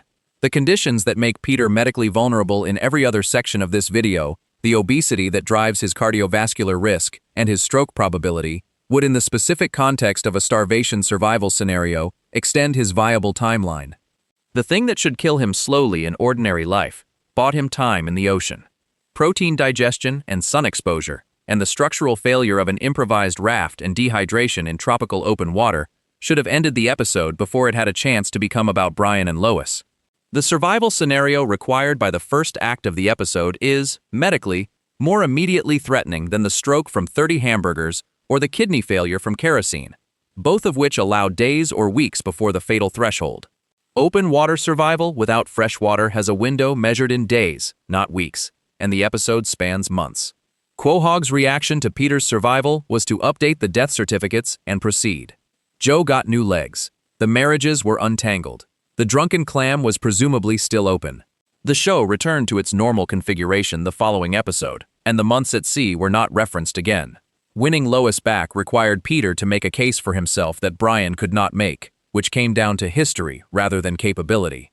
Brian had demonstrated that he could run the household, maintain the family's emotional stability, and provide a level of consideration that Peter does not typically provide. Peter's argument was simpler and older. He was the one she had chosen, the one she knew, the one who was wrong in 100 ways she had already decided to live with. That argument worked. The episode ended with the household restored. The months in the ocean were behind him, and he had come through them without the show giving him credit for surviving something that would have killed anyone else. Before we move on, if you're enjoying this analysis, please consider subscribing. It helps the channel tremendously. Peter survived months at sea, without fresh water, and came home to reclaim his marriage. The next section stays on Spooner Street and covers a shorter, faster kind of near-death, the one that begins at the top of a staircase and ends in a specific position on the floor below it. Section 7. The Staircase That Should Have Paralyzed Him. Episode 11 of Season 10, which aired January 15, 2012, was written by Cherry Sheva and directed by Bob Bowen, with Peter Shin supervising. It drew 8.50 million viewers on its original broadcast, making it the highest-rated Family Guy episode since New Kidney in Town. Most of those viewers remember almost nothing about the Brian storyline that occupies the main plot. What they remember is Peter falling down the stairs. He falls 4 times over the course of the episode, always from the same height, always with the same result, and the image produced by the 4th fall is the most reproduced visual in the show's history. Lois made the call to replace the staircase after Stewie got a splinter from the old wooden one. The new stairs were installed as an improvement. They were sleeker, made from smoother material, and by every aesthetic measure, an upgrade from the deteriorating original. Peter discovered that the new surface, being more slick than the old, did not provide his feet with adequate grip, and that a large man with his specific relationship to balance and coordination, negotiating a steep staircase on a surface that provides almost no friction, does not negotiate it successfully. Falling down a flight of stairs is not a single impact event. It is a series of impacts in rapid succession, each one changing the orientation and velocity of the body before the next one arrives. The first contact, typically made with a shoulder, a hip, or the back of a head, absorbs some of the initial momentum and begins redirecting it. Subsequent contacts with individual steps continue that process, with each step acting as a new point of impact at a slightly different angle. By the time the body reaches the bottom, it has been struck from multiple directions in rapid sequence and has arrived at a velocity and position determined by the chaotic physics of those successive collisions, rather than any conscious intention on the part of the person falling. Impact force on a body falling downstairs is calculated using the same physics that governs any fall. Mass multiplied by acceleration due to gravity, modified by the distance of the fall and the conditions of the surface at the bottom. At 293 pounds, Peter carries a mass that amplifies every force involved. The kinetic energy of his body at the top of the staircase, converted to impact energy at the bottom, is a function of height times weight times gravity. A standard residential staircase in an American home rises roughly 7 to 8 feet from floor to floor. The energy released at the bottom of that fall, absorbed by whatever body part makes first contact with the floor, is substantial. Cervical spine injury is the most feared consequence of a staircase fall for orthopedic and emergency medicine physicians, because the outcome of a cervical fracture depends almost entirely on which level of the neck is involved and whether the spinal cord is damaged. The cervical spine contains 7 vertebrae, labeled C1 through C7, and the spinal cord runs through a canal within them. A fracture at C1 or C2, the 2 uppermost vertebrae, can be fatal without immediate stabilization, because those levels govern respiration. Fractures at C3 through C5 affect the breathing muscles and typically require ventilator support. Fractures lower down may spare the breathing muscles but produce paralysis of varying degrees in the arms, trunk, and legs. Any of these outcomes can result from a fall where the head contacts the floor at the bottom of the stairs. Hip fractures from falls represent one of the most studied and most feared injury patterns in trauma medicine, partly because of how common they are and partly because of what they predict about the patient's future. In older adults, a hip fracture is associated with a sharp increase in 1-year mortality, driven by the complications of the injury, the surgery required to fix it, and the immobility that follows. A hip fracture at Peter's age and weight involves additional complications because the forces required to fracture the pelvis or femoral neck at a higher body mass are also larger, meaning the injury tends to be more severe when it does occur. Landing face down at the bottom of a staircase, which is the position the death pose describes, involves a specific pattern of upper extremity injury that trauma surgeons call the Fuchs injury, shorthand for fall on an outstretched hand. When a person falls forward or downward, the instinct is to extend the arms in front of the body to absorb the impact. The wrists, elbows, and shoulders absorb the force that the arms cannot redirect. Call's fractures, where the radius bone of the forearm breaks just above the wrist, are the most common result. At 293 pounds falling from a full flight of stairs, the force transmitted through the arms into the wrists would exceed what those bones can sustain, even in a person of excellent bone density. But the death pose is not the Fuchs position. The arms in the death pose are twisted behind the back, not extended in front. This detail is medically significant. Arms pinned behind the back at the end of a fall suggest that the outstretched hands failed to catch the fall, or were swept out from under the body during the tumbling sequence, and that the body arrived at the floor face down with the arms already behind it, either from the physics of the rotation or from a failed attempt to catch that was reversed mid-fall. Arms trapped behind a prone body at the angle shown in the death pose are consistent with shoulder dislocation, where the ball of the humerus is forced out of the socket of the scapula. Anterior dislocation, the most common type, produces visible deformity, severe pain, and complete inability to move the arm until it is reduced. Wrist extension injuries compound this picture. If the hands were outstretched during any part of the fall sequence before being swept back, the hyperextension forces would be sufficient to produce fractures, ligament tears, or both. The most clinically significant of these is scaphoid fracture, which is easy to miss on initial imaging and is associated with serious long-term complications, including avascular necrosis, if not treated correctly. Repeating the fall 4 times in a single episode is the structural joke the episode is built around. Each fall is the same in its essential elements, which is the gag. The joke is not that Peter keeps falling exactly. The joke is that the fall is identical every time, that his body travels the same trajectory and arrives in the same contorted heap, and that the show refuses to vary it or escalate it or resolve it into something different.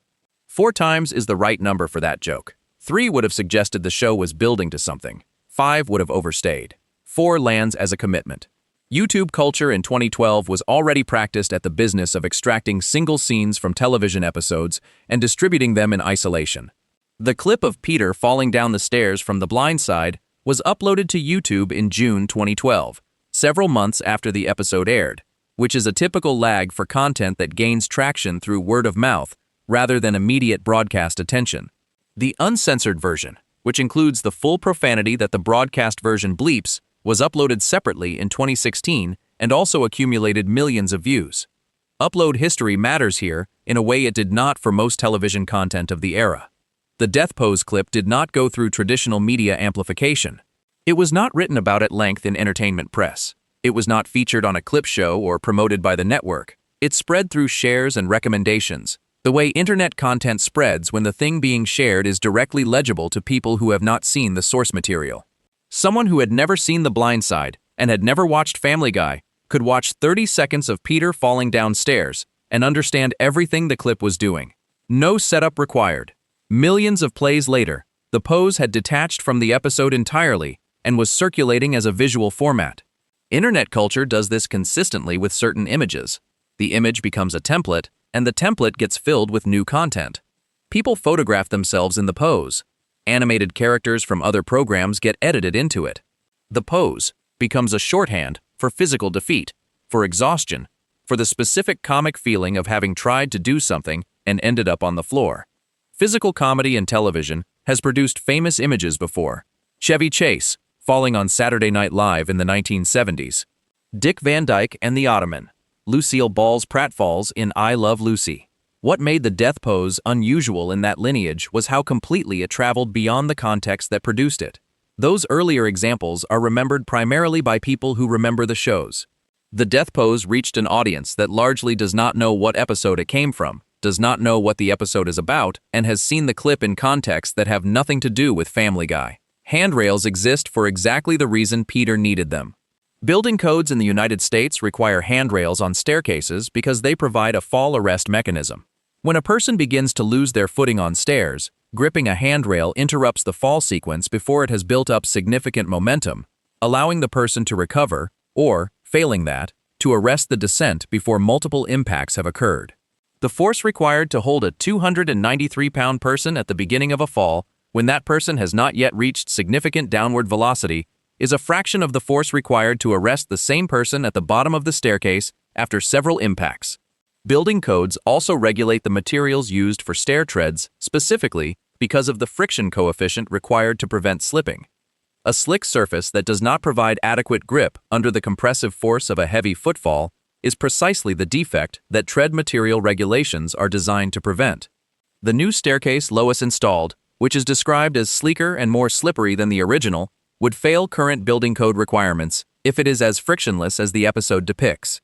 It is, in effect, a code violation installed in a residential home by someone who was trying to make an improvement. Through the show's full run, The Griffin staircase has been the site of multiple incidents beyond the blind side. The staircase is one of the home's most reliably dangerous features, and the show returns to it in the same way it returns to the knee gag and the chicken fights. Not because it has anything new to say about stairs, but because the audience has learned the rhythm of the gag, and the rhythm is the joke. By the time The Blind Side aired, the audience already knew what was coming when Peter reached the top of the staircase. The suspense was in the timing, not the outcome. Gaming picked up the pose in ways that extended its reach further than YouTube alone. The pose has appeared as a reference in several games across different platforms, and the Fortnite connection, discussed in a later section, made it available to an audience measured in hundreds of millions. An image that began as a 30-second scene in a network animation about a man who cannot navigate his own home became a player expression available to anyone with an account. Emotes in Battle Royale games function as a form of player communication that does not require language. They are visual signals that any player can read regardless of where they are from or what language they speak. Incorporating a pose derived from a specific piece of television comedy into that system gives the pose a new life as a universal gesture of defeat or surrender rather than a reference to a specific show. Players who deploy it without knowing its origin are still using the same visual vocabulary, which is the clearest possible illustration of how far the image has traveled from Spooner Street. Spreading to other media and detaching from its source is the marker that separates a famous scene from a cultural artifact. Famous scenes are known, cultural artifacts are used. The death pose moved from known to used somewhere in 2012 or 2013, and it has not moved back. It is now available as shorthand in contexts that have nothing to do with animation or comedy, deployed to convey a feeling rather than reference a show. Weight matters for everything discussed in this section. The reason the fall is as visually dramatic as it is, the reason the impact is as loud, the reason the pose is as complete, is that Peter Griffin is a large man generating a large amount of kinetic energy on the way down. A lighter person falling down the same stairs might land more lightly, might recover their balance during the fall, might sustain less complete impact at the bottom. At 293 pounds, the physics do not leave much room for partial outcomes. The fall is total, or it does not happen. By any accurate accounting of staircase injury, Peter should have sustained a serious spinal or head injury on the first of the 4 falls, and the 3 that followed should not have been possible because he would not have returned to the top of the stairs. The episode knows this and ignores it in the same way every episode ignores every other thing that should have ended him. He gets up, he goes back upstairs, he falls again. He lands the same way. The show refuses to vary it because varying it would require the show to acknowledge that the previous fall had consequences, and the show has never been willing to acknowledge that. Eventually, Peter stops trying to use the stairs. He moves into the upstairs permanently and refuses to come down. Lois gets the old stairs reinstalled, and the new slippery stairs, the ones that sent him to the floor 4 times in rapid succession with his arms pinned behind his back, are removed without comment. The death pose has outlasted the episode. It has outlasted the show's rating for that season. It has outlasted any discussion of the Brian storyline, or the Stewie Splinter subplot, or any other element of The Blind Side. What remains is 30 seconds of a large man tumbling down a staircase and landing in a specific shape, which has proven to be one of the most portable images that 25 years of Family Guy has produced. Before we move on, if you're enjoying this analysis, please consider subscribing. It helps the channel tremendously. The staircase gave the internet its favorite image of Peter's body failing him. What comes next is a different category entirely, covering not the single dramatic moments, but the chronic, accumulated damage of what Peter does every single day, which a real physician would describe as a medical emergency in progress. Section 8. The body that should have failed years ago. 25 years of eating, drinking, and moving the way Peter Griffin eats, drinks, and moves represents something more serious than any individual catastrophe the show has depicted. The acute events are dramatic. The chronic situation is the real story, because chronic disease does not need an event. It accumulates invisibly, damaging tissue over years, until a threshold is crossed and something acute happens. The stroke Peter had in mixed stroke was not the cause of his cardiovascular problems. It was the most visible symptom of a vascular system that had been quietly deteriorating since at least 1999. Obesity is defined clinically using body mass index, which relates weight to height in a way that allows comparison across body types.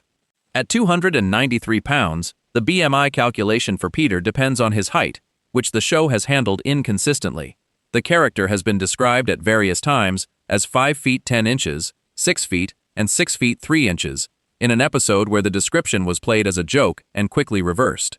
Using the most common estimate in fan and analytical circles of approximately 5 feet 10 inches, 293 pounds, produces a BMI of approximately 42. A BMI above 30 is classified as obese. A BMI above 40 is classified as Class 3 obesity, also called severe obesity, or, in older clinical terminology, morbid obesity. Body mass index is an imperfect tool. It does not account for muscle mass, bone density, or fat distribution, and it overclassifies many athletic individuals and underclassifies some others. In Peter's case, however, the imprecision of the tool does not matter much. The show does not depict Peter as heavily muscled. It depicts him as carrying a large amount of adipose tissue, particularly concentrated in the abdominal region. Abdominal or visceral fat is the category that medical research has most consistently associated with metabolic disease, because it sits close to the liver and the portal circulation and releases inflammatory compounds that affect cardiovascular and metabolic function. A body shaped roughly the way Peter's body is shaped, carrying the weight it carries, has the kind of fat distribution that physicians describe as a significant independent risk factor. Sleep apnea affects approximately half of severely obese individuals, according to research published in sleep medicine literature. The condition occurs when the soft tissue of the upper airway collapses during sleep, blocking airflow and causing repeated awakenings throughout the night as the brain responds to the drop in blood oxygen. Each apneic episode is brief, a few seconds to a minute, but they occur dozens to hundreds of times per night in severe cases, and each one produces a surge of stress hormones as the body forces itself awake. The cumulative effect of years of repeated arousal is chronic sleep deprivation, sustained elevation of cortisol and adrenaline, and a pattern of intermittent hypoxia, the repeated reduction of blood oxygen that damages the cardiovascular system. Untreated severe sleep apnea is associated with a 2 to 3 times higher risk of cardiovascular events. Liver disease in a heavy drinker progresses through stages that are worth knowing in sequence, because each stage is more serious than the last, and the earliest ones are often invisible. Stage 1 is alcoholic fatty liver, or steatosis, in which fat accumulates in the liver cells. This occurs in almost everyone who drinks heavily and is reversible with abstinence. Stage 2 is alcoholic hepatitis, an inflammatory condition that can range from mild to life-threatening. Stage 3 is fibrosis, where the liver begins to scar. Stage 4 is cirrhosis, where the scarring is extensive enough to disrupt the liver's internal architecture and its ability to function. Cirrhosis is not reversible. Once it is established, the goal of treatment is to slow its progression and manage its complications rather than to cure it. Alcohol quantity in Peter's case is difficult to estimate precisely because the show exaggerates for comedy, but the range implied by what is depicted is not narrow. Multiple episodes across all 25 seasons show Peter drinking at the Drunken Clam on most evenings, typically consuming quantities that are visually consistent with 6 to 12 or more drinks per session. Standard drink equivalents in the United States are defined as approximately 14 grams of pure alcohol, the amount contained in 12 ounces of 5% beer. The National Institute on Alcohol Abuse and Alcoholism defines heavy drinking for men as more than 14 drinks per week. Peter, based on the show's depiction, consumes significantly more than 14 drinks per week.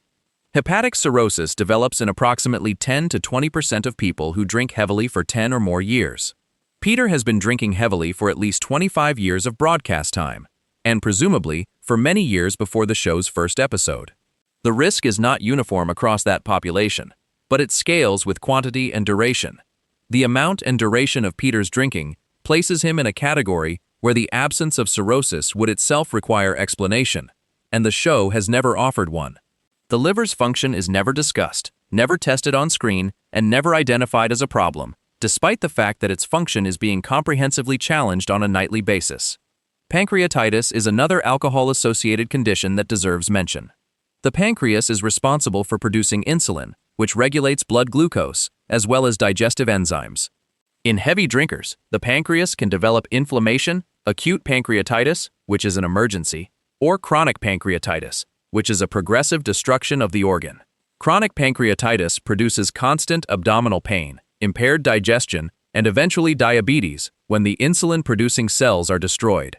Peter has never been depicted with pancreatitis, which is consistent with the show's general policy of treating his organ function as irrelevant to his stories, but inconsistent with what his drinking history implies about his pancreatic health. Cardiovascular disease in Peter begins before the alcohol is factored in, because his diet supplies the building blocks. The show has depicted Peter eating fast food at frequencies and in quantities that, even for an occasional consumer, would represent a significant dietary problem. At Peter's volume, the saturated fat and cholesterol intake translates into the raw material for atherosclerosis, the process by which plaques of cholesterol and inflammatory cells build up inside artery walls over decades. Those plaques narrow the arterial lumen, reducing blood flow. They also become unstable over time, prone to rupture, and when a plaque ruptures inside a coronary artery, the blood clot that forms at the rupture site can block the vessel entirely, which is a heart attack. Atherosclerosis develops silently. A person with severely diseased coronary arteries may have no symptoms until the first major event, which is why cardiologists use tools like coronary calcium scoring, lipid panels, and imaging to assess risk before symptoms appear. Peter has never had any of this assessed on screen. The stroke in MaxStroke established that his vasculature was already compromised enough to produce a major cerebrovascular event. The vascular damage that leads to a stroke in the brain runs parallel to the vascular damage accumulating in the coronary arteries, and the stroke was not a warning that Peter acted on in any subsequent episode. Elevated sodium intake, which the fast food diet supplies in abundance, drives blood pressure higher over time. Hypertension, or chronically elevated blood pressure, does not produce dramatic symptoms. It produces slow, steady damage to blood vessel walls, to the kidneys, to the heart muscle, which thickens over time in response to the extra pressure it must generate with each beat, and to the brain. Untreated hypertension is one of the most modifiable risk factors for stroke, heart attack, and kidney failure. Peter's blood pressure has never been discussed in the show. Given everything else on his medical chart, it would almost certainly be elevated. Drug use in the show's documented canon includes an unusual breadth of substances. The Family Guy Wiki lists episodes including LSD and model misbehavior, methamphetamine and crack cocaine in Peter's Two Dads, ecstasy in Deep Throats, steroids, cocaine, and marijuana in various other episodes. The show treats each of these as isolated comedy premises. The real pharmacological picture of a person who has used all of these substances at various points over 25 years is more complicated than any individual episode suggests. Methamphetamine causes direct cardiotoxic effects. It produces hypertension, elevated heart rate, and in regular users, structural changes to the heart muscle including cardiomyopathy, a weakening or stiffening of the myocardium that impairs its ability to pump effectively. Neurotoxicity from repeated meth use damages dopamine and serotonin neurons in the brain, producing lasting cognitive deficits, including impairments in memory, attention, and executive function. The drug also causes severe dental decay through a combination of dry mouth, grinding, and the neglect of oral hygiene that often accompanies addiction. Cocaine and crack cocaine are among the most cardiotoxic recreational substances known. They cause coronary artery spasm, which can produce heart attacks even in young people with otherwise healthy arteries. In people who already have atherosclerosis, cocaine dramatically increases the risk of coronary events by simultaneously increasing the heart's oxygen demand through elevated rate and blood pressure and reducing coronary blood flow through spasm. Cocaine also produces a pattern of left ventricular hypertrophy over time, where the left ventricle, which must pump against the artificially elevated blood pressure cocaine produces, thickens and becomes less efficient. Steroid use, which the show has depicted, adds another layer of cardiac risk. Anabolic steroids, the type associated with performance enhancement and misuse, produce left ventricular hypertrophy and unfavorable changes in cholesterol levels, suppressing the protective form, HDL, and elevating the harmful form, LDL.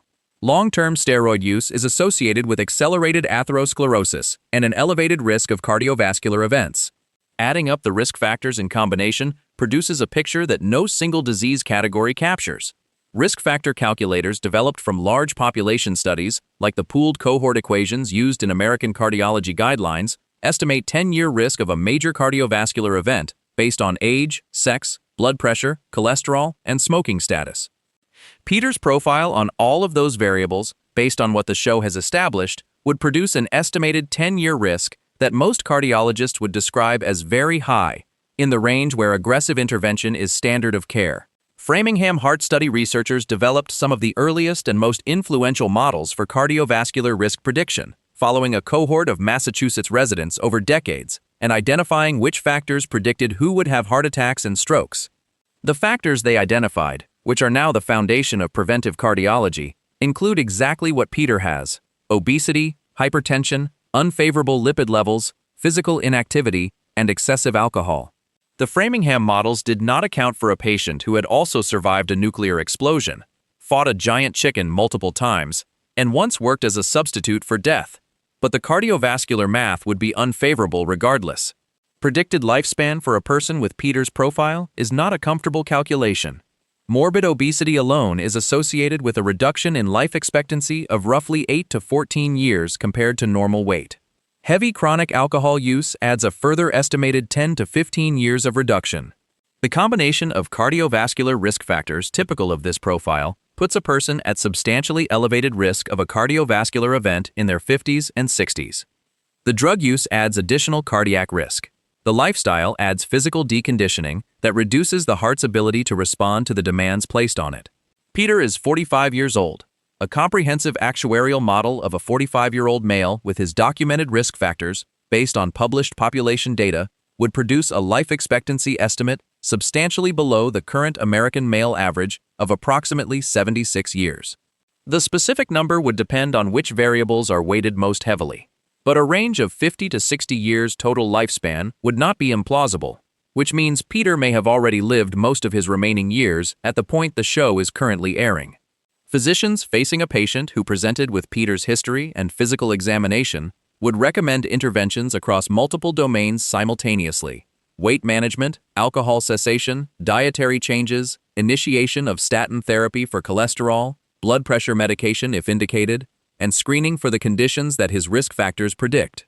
The clinical encounter would be long. The problem list alone would take several pages. Very little of this registers inside the show's world.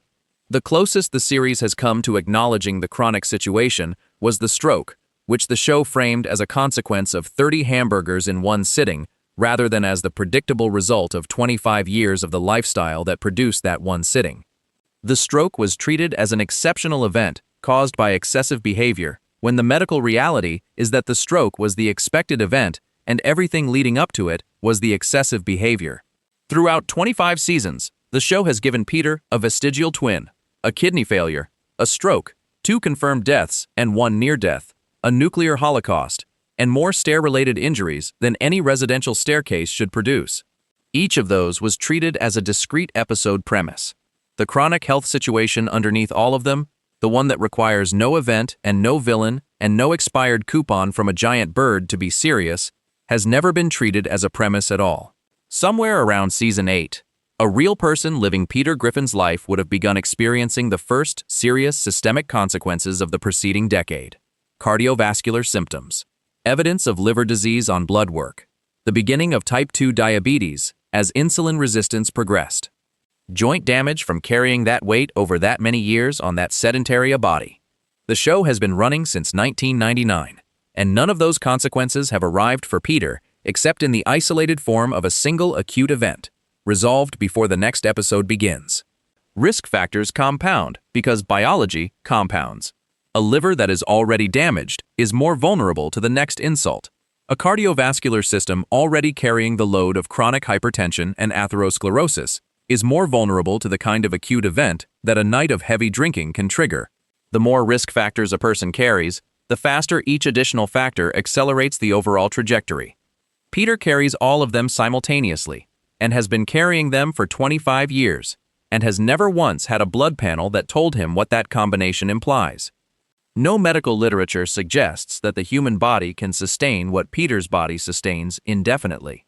The literature consistently and clearly identifies the lifestyle the show depicts as a pathway toward a specific set of serious, ultimately fatal diseases. The show has acknowledged that pathway once, partially, in one episode, and then walked away from it.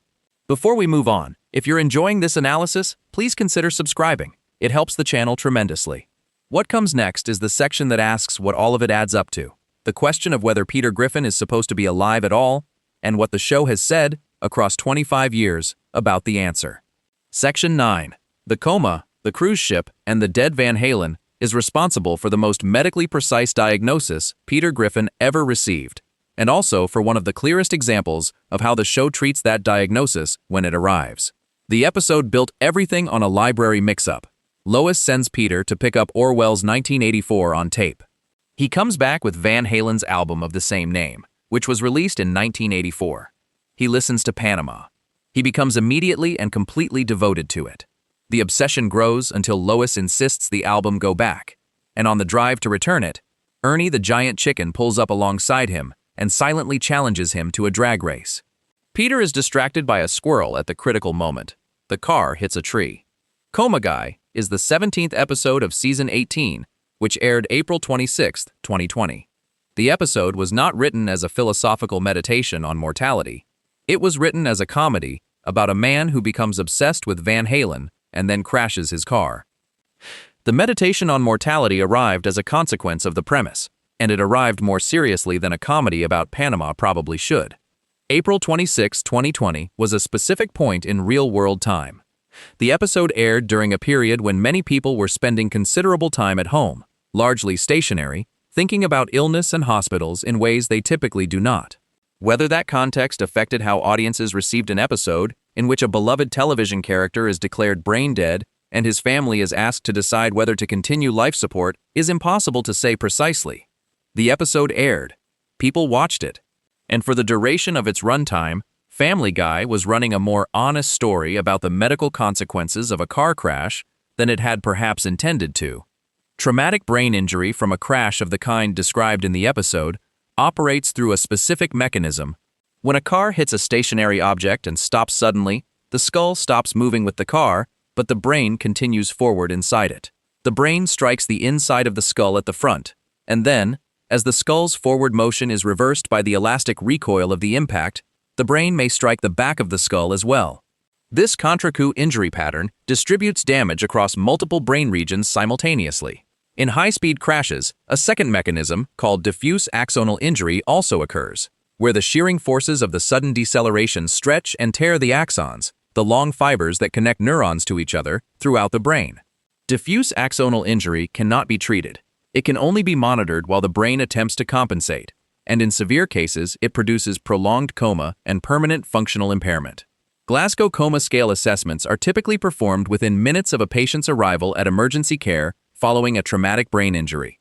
The scale was developed at the University of Glasgow in 1974 and measures 3 responses: eye-opening, verbal response, and motor response. Eye-opening is scored from 1 to 4, with 1 indicating no eye-opening even in response to pain, and 4 indicating spontaneous opening. Verbal response goes from 1, no sounds, to 5, fully oriented conversation. Motor response goes from 1, no movement, to 6, following commands normally. The 3 scores are added together. A maximum score of 15 indicates normal function. A score of 8 or below indicates severe traumatic brain injury. Patients in coma typically score in the range of 3 to 7, which reflects the absence of meaningful eye-opening, verbal output, and coordinated motor response that defines the comatose state. Scores at the low end of that range, particularly 3 or 4, represent the most severe presentations and carry the poorest prognoses. Patients with severe diffuse axonal injury commonly score in this range and may remain in a vegetative state or progress to brain death over subsequent days. The episode eventually produces exactly this outcome, with Dr. Hartman informing Lois that Peter is brain dead, which is the most severe possible outcome on the spectrum. Intensive care for a comatose patient following traumatic brain injury involves managing intracranial pressure, which rises after brain injury as swelling develops inside the fixed space of the skull. The skull cannot expand to accommodate swelling, so as brain tissue swells, pressure increases. And as pressure increases, the brain is compressed, which causes further damage. Physicians monitor intracranial pressure through devices placed directly into the brain tissue or the fluid spaces around it. They manage it through positioning, medication, sedation, and in severe cases, surgical intervention to remove blood clots or bone flaps. Simultaneously, they manage nutrition, prevent infection, protect the airway through mechanical ventilation, and manage any other injuries sustained in the crash. A patient in traumatic coma in a modern intensive care unit receives continuous monitoring across every measurable physiological parameter. Outcomes from traumatic coma following a car crash depend on the severity of the injury, the patient's age, their pre-existing health status, and the speed and quality of initial care. About 30% of patients with severe traumatic brain injury die. Of those who survive, a significant proportion are left with permanent neurological impairment. Complete recovery to pre-injury function is possible in milder cases but becomes less likely as severity increases. Brain death is a specific and legally defined clinical status that is distinct from coma. A comatose patient is unconscious, but the brainstem, which governs basic functions like breathing and blood pressure regulation, continues to work. In brain death, all function, including the brainstem, has ceased irreversibly. Brain death is confirmed through a series of standardized clinical tests. Pupils are fixed and do not respond to light, because the reflex arc is brainstem dependent. Corneal reflexes are absent. The gag reflex is absent. The apnea test checks whether the patient makes any effort to breathe when taken off the ventilator and allowed carbon dioxide levels to rise, which would normally trigger a powerful respiratory drive. If no respiratory effort occurs, brain death is confirmed. Inside Peter's coma, the show constructs one of the most striking images it has ever built. A cruise ship passes through the Panama Canal, and on that cruise ship are every named character who has died across the show's 18 seasons at the time of the episode. The dead have found each other in Peter's unconscious mind, and they are traveling together through one of the world's most famous waterways, which, given the episode's Van Halen preoccupation, is also the canal the song is named for.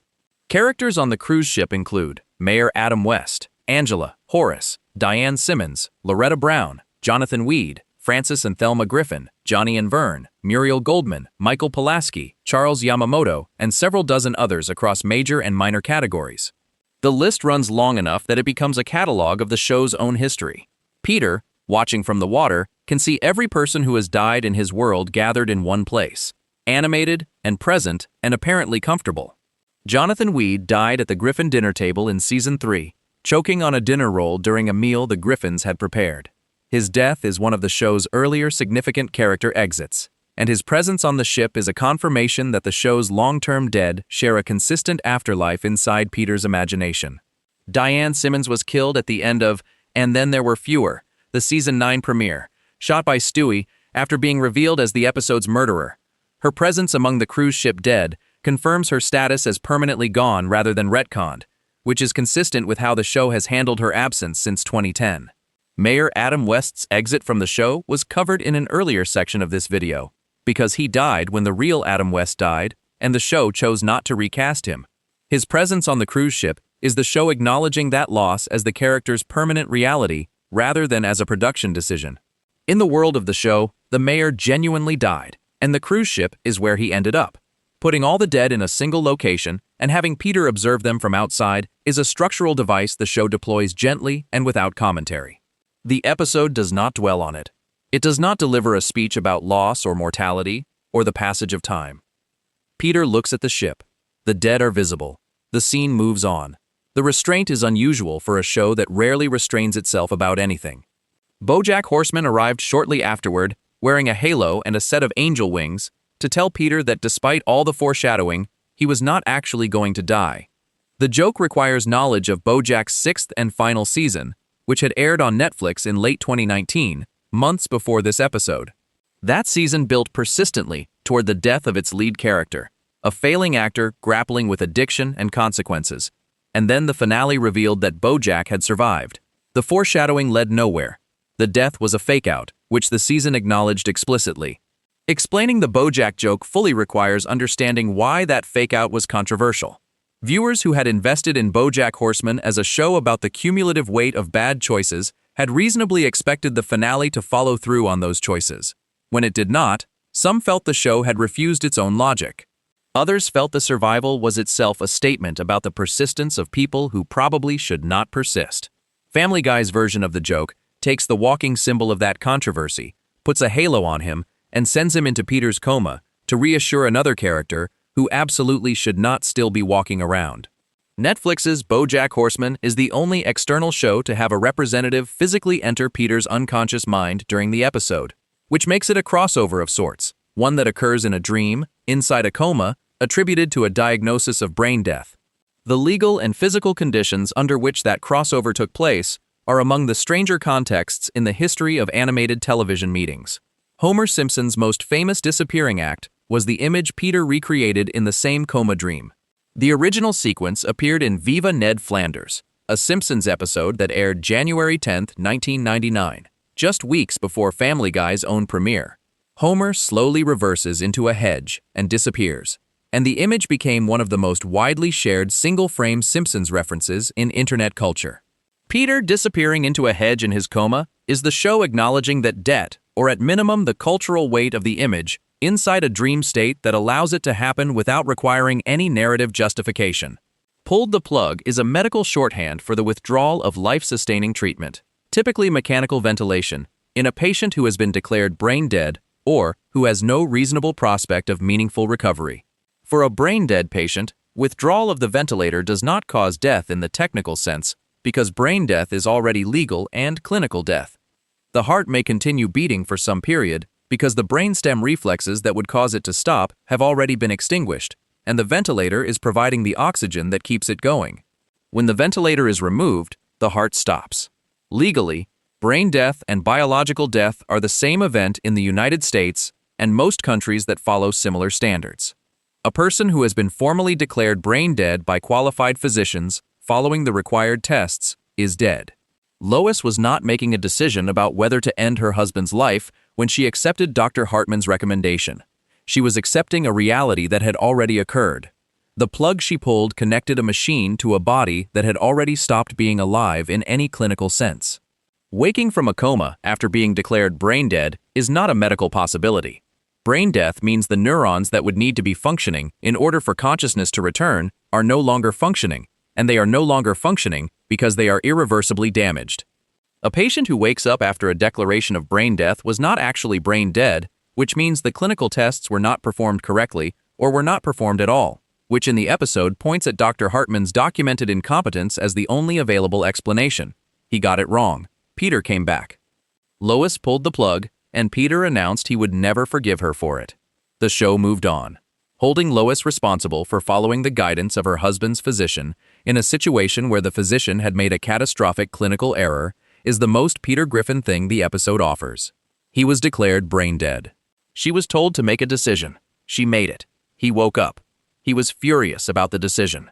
There is no version of that sequence in which Lois behaved unreasonably, and there is no version of it in which Peter would agree with that assessment. Separate from the coma, the episode also contains the cardiac arrest that precedes the brain death declaration. Peter's heart stops during the episode and is restarted. This is a documented second death and resuscitation in the episode, distinct from the coma itself. Peter's heart stops, the medical team acts, the heart restarts, and then the brain death declaration follows.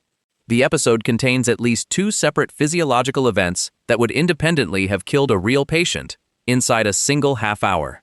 Quagmire shoots Peter in the head in a different episode entirely, which belongs in any comprehensive accounting of the ways Peter should have died. The episode is Brian's A Bad Father, Season 12, Episode 11, which aired January 26, 2014. Peter offends Quagmire by accidentally shooting him, and the resolution of the conflict involves Quagmire shooting Peter in the head with a real gun. The show describes Peter's resulting state as semi-vegetative. He recovers in time for the following episode with no apparent lasting damage, which is consistent with the show's general practice, and which has no relationship to what a real gunshot wound to the head produces. A semi-vegetative state from a head wound, combined with meaningful recovery, would in reality require extensive rehabilitation over months to years. Peter's recovery takes an episode transition.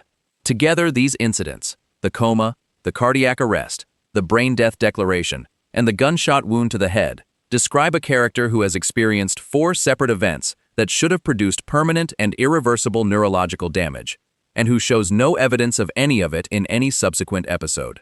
The brain is not a self-repairing organ at any of these injury scales. Neurons in the cortex and brainstem that die from injury or oxygen deprivation do not regenerate. The damage accumulates. The function does not return. Viewed alongside the previous 8 sections, the coma episode adds a specific piece to the accounting. Every other entry in this video involves Peter sustaining damage to a body that keeps going. The coma episode involves Peter sustaining damage to a brain that keeps going. And the cruise ship of the dead glimpsed from outside while the brain flatlines and the ventilator breathes and the dead sail through the Panama Canal, is the show's most explicit acknowledgement of everything it has built, across 18 seasons of killing characters who were not Peter. Those dead stay dead. Their ship sails on. And Peter woke up and refused to forgive his wife for doing exactly what his doctor told her to do, and the show was new the following week. Before we move on, if you're enjoying this analysis, please consider subscribing. It helps the channel tremendously. What comes next is the question that the previous sections have been circling without landing on.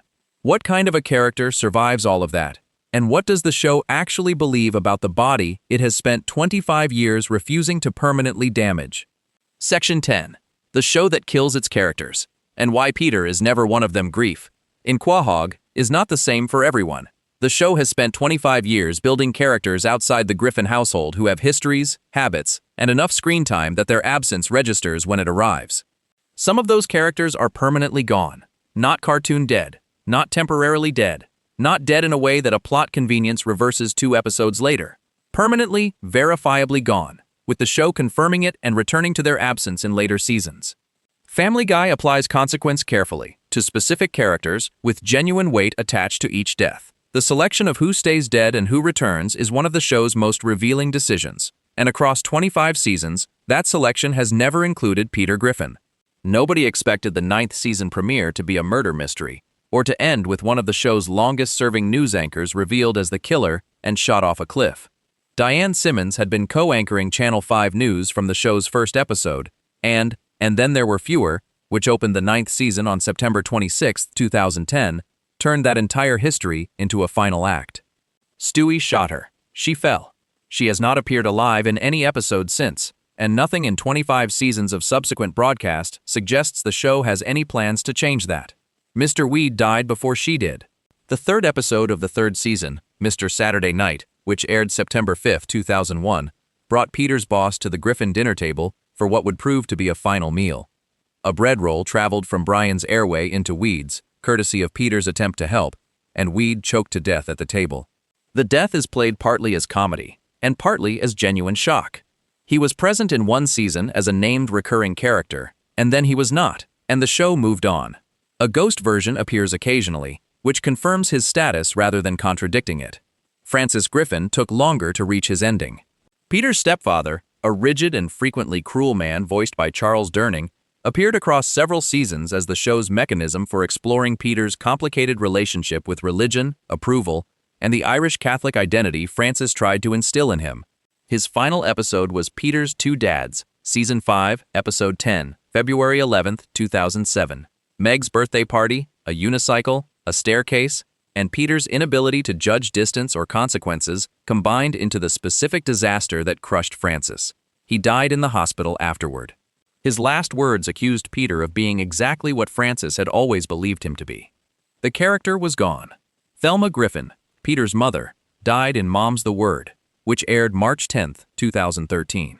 Her death was handled with genuine tenderness and drew explicitly from the real death of Phyllis Diller, who had been her primary voice actress. The show treated the character's passing with care, proportional to what she had represented across the run, which was the warmer side of Peter's complicated parental inheritance. West's departure from the show was handled differently from any other character death in the series, because no storyline required it and no creative decision drove it. Adam West died on June 9, 2017. The character of Mayor Adam West had been voiced by the real man throughout his 15 years on the show, and when West died, the show did not recast him. The mayor's death was acknowledged in Adam West High, the 20th episode of the 17th season, which renamed the high school in his memory. No explanation was offered for how or why the mayor died. The office was left empty for 2 seasons before a cousin appeared. The show took the harder path because the character was the person, and the person was gone. Angela lasted even longer. Carrie Fisher had been voicing Peter's boss at the Pawtucket Brewery since 2005. Fisher died on December 27, 2016. The show eventually gave the character a proper farewell, with Peter delivering a eulogy in the rain, and the position at the brewery passed to new characters rather than a new voice. Both Adam West and Carrie Fisher were absorbed into the show's world as themselves, not as representations, and when they died, the show treated their characters' departures with corresponding weight. Brian is the exception that demonstrates how seriously the show took permanent death when it chose to deploy it. Life of Brian, which aired November 24, 2013, killed the family dog in an episode that shocked an audience accustomed to treating dog death in television as a reliable emotional manipulation device. Brian was hit by a car in the street. The family said goodbye. The show replaced him with an Italian dog named Vinny. For 2 episodes, Brian was gone. Then Stewie used a time machine to prevent the accident in Christmas Guy, which aired December 15, 2013. Brian came back. The show reversed itself. November 24, 2013 to December 15, 2013 is 21 days. Brian was dead for 21 days and then he was not. The speed of the reversal and the backlash from viewers that preceded it said something about the show's relationship with its own limits. Family Guy could clearly kill a main character and maintain that death. The writing was there, Vinny was there, the emotional groundwork was laid. And the show retreated. It retreated faster than it would have if it had simply planned from the beginning not to kill Brian, because the fan reaction to the death created a pressure that the resurrection was designed to relieve. Public reaction to Brian's death was enormous and immediate. Petitions were signed, articles were written, social media responses ran to the hundreds of thousands. Some of it was grief, and some of it was performance. And all of it was evidence that Brian occupied a position in the audience's emotional accounting that the show had underestimated. Stewie arrived in that story with his time machine and a willingness to use it, which is the narrative mechanism the show uses when it wants an exception. Stewie can go back. He went back. Brian survived.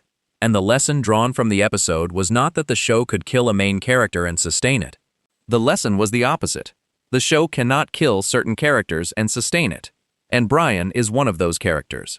Resurrection in animated television is a structural tool that reveals what a show is actually willing to commit to. When a character dies and stays dead, the show is saying that character's story is complete and the show's world does not require them. When a character dies and comes back, the show is saying the opposite. The return is an acknowledgement of dependence. Permanent deaths on Family Guy are clustered among supporting characters and recurring figures. Weed, Simmons, Francis, Thelma, West, Angela, each of them mattered. Several of them mattered a great deal, but none of them were the show's center of gravity. The deaths the show has chosen to make permanent are the deaths of characters who could plausibly be gone, around whose absent storylines could reorganize. West's departure from the show carried the most painful emotional weight of the group precisely because of the real-world nature of it, and because his 15 years as mayor had made him something the show genuinely could not replace. The choice not to recast him is the show's most revealing decision about the relationship between person and character. Adam West was not voicing a character who happened to share his name and biography. He was voicing himself, placed inside Quahog. And when he died, the character was the person, and the person was gone, and those two things could not be separated. Killing a character permanently requires believing that the story can continue without them. The show has believed this about every permanent death it has produced. It has never believed it about Peter Griffin, because Peter Griffin is not a character inside a story. He is the story. Writers on long-running shows make a specific kind of creative calculation that audiences rarely see. The calculation is about load-bearing walls. Which characters can be removed without the structure collapsing? Supporting cast can be removed. Recurring characters can be removed. A show can kill its mayor and continue. It can kill the anchor of its local news program and continue. It can kill the lead character's father and continue. Long-term animated franchises require one thing above all others: the continued presence of the face the audience showed up to see. The Simpsons can kill off characters, and it has. It has never killed Homer. South Park killed Kenny in its first season and continued killing him, treating his deaths as a running joke rather than a narrative event, until it eventually stopped killing him. The deaths never mattered, because the show had immediately established that they did not matter. Family Guy established the opposite. Deaths matter. Specific deaths have stuck. The world is not consequence-free. And then it exempted its lead character from all of it.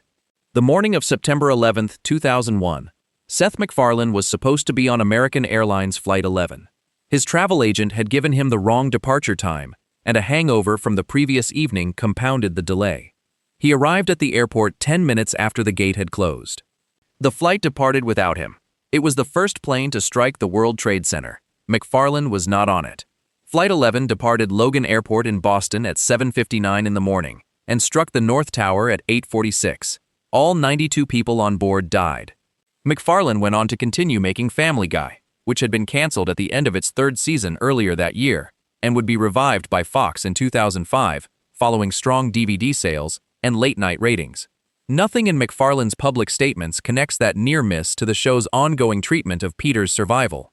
Drawing a direct line would be speculative in a way this video has tried to avoid, but the coincidence sits there, documented and real. The man whose creation has survived nuclear explosions, gunshot wounds to the head, death 3 times, and 25 years of organ-destroying lifestyle habits, is a man who himself was supposed to be somewhere that morning and was not. Quahog's version of the contract between an animated comedy and its audience is the same contract that Springfield runs on, and that South Park runs on, but it has been executed across a broader range of catastrophe than almost any other show in the format. The Simpsons rarely puts Homer in situations that are medically impossible to survive. Family Guy does it constantly, with a specificity and duration that the previous 9 sections of this video have tried to document accurately. The contract is therefore more visible in Quahog than in Springfield, because it is being tested more aggressively and more frequently. Immortality as a concept in animated comedy is not simply the absence of death, it is the active and ongoing reassertion of the same character in the same position, week after week, regardless of what happened in the previous episode. It is Peter waking up in the house on Spooner Street with Lois and the kids and Brian, regardless of whether his kidney failed, or his stroke paralyzed him, or a nuclear explosion destroyed the neighborhood, or death collected his soul and gave it back. The house is always there. The family is always there. The morning always comes. Quahog runs on 2 systems simultaneously. One is the world's rules, which include physics, medicine, chemistry, and the basic biological reality that bodies sustain permanent damage from the things that damage them. The other is the show's rules, which are that Peter Griffin returns. Both systems operate every episode. The world's rules provide the texture of danger, the specificity of injury, the medical accuracy of the stroke's presentation, and the kerosene's damage to the kidneys. The show's rules provide Peter standing in the kitchen the following week. The permanent deaths are what make Peter's survival legible. If the show killed nobody and nothing ever stuck, Peter's survival would be the show's general condition rather than its specific promise. The deaths of Weed and Simmons and Francis and West and Angela establish that the show's world has real mortality in it, that people in Quahog can and do die and do not come back, that there are deaths which mean something and leave a gap that never fully closes. Against that backdrop, Peter's survival is not incidental. It is chosen. Every episode in which Peter survives something that should kill him is the show renewing its commitment to him, specifically and individually, over and above the rest of Quahog. The cruise ship full of dead characters that floated through his coma dream was the show placing everyone who had been spent on one side of the glass, and Peter on the other. He watched them sail past. He woke up. Documented across the complete run of this series, the specific count of occasions when Peter should have died, medically and physically and logically, is not a finite number that anyone could produce with confidence. The knee gag has appeared dozens of times. The chicken fights have each contained multiple moments that would have ended a real person. The chronic lifestyle has been running for 25 years. The acute events number at least a dozen with significant documentation. The total is somewhere past what this video can count, which was, in a sense, the answer to the title question all along. How many times should Peter Griffin have died? The honest answer is too many to count, starting very early and continuing without pause through the current season. The show is not counting either. It is not keeping track, not because it is careless, but because keeping track would require acknowledging the accumulation, and acknowledging the accumulation would require doing something about it. And the one thing the show cannot do, the one outcome it has foreclosed in every episode it has ever made, is arrive at a situation where Peter Griffin does not come back. No cardiologist has reviewed Peter's chart and discharged him to home with reassurance. No orthopedic surgeon has seen the staircase fall imagery and cleared him for full activity. No neurologist reviewed the brain death declaration and found it erroneous by good medicine rather than by plot requirement. The physicians in Quahog, led by an incompetent who cannot reliably confirm whether dogs have kidneys, practice medicine in a world that has decided one specific patient will survive regardless of what they find. The rest of Quahog is mortal. Mr. Weed died for a bread roll. Adam West died because the man who played him died. Angela died because the woman who played her died. The show has treated those deaths with honesty and care, which means the show is not indifferent to mortality in general. The show has chosen to be indifferent to Peter's mortality in particular. He should have died on January 1st, 2000, when the nuclear blast hit Quahog and everyone outside the basement was mutated, melted, or eaten. He should have died the first time death came to the door. He should have died 3 hamburgers into a sitting that reached 30. He should have died in the car crash while listening to Panama, and been confirmed dead, and stayed dead when the plug was pulled. The show decided, sometime before the first episode aired, that Peter Griffin is the one thing in Quahog the rules do not apply to. Not because he is special in any way anyone can point to, and not because the writers like him too much to let anything stick. It is because the show cannot exist without him, and everybody involved has always known that. Everything else in Quahog can die. The mayor died. The news anchor died. Peter's own father died. The dog died for 3 weeks, and fans were so upset that the show brought him back. And through all of it, Peter has been sitting in the same chair, in the same house, on the same street, going to the same bar, and none of it has touched him once. That is not really survival. Survival implies the odds were ever genuinely against him. This is something else, something the medical textbooks do not have a name for, and Family Guy has been doing it for 25 years without ever feeling the need to explain itself. If you enjoyed this video essay, make sure to subscribe. Thanks for watching, and I'll see you in the next one.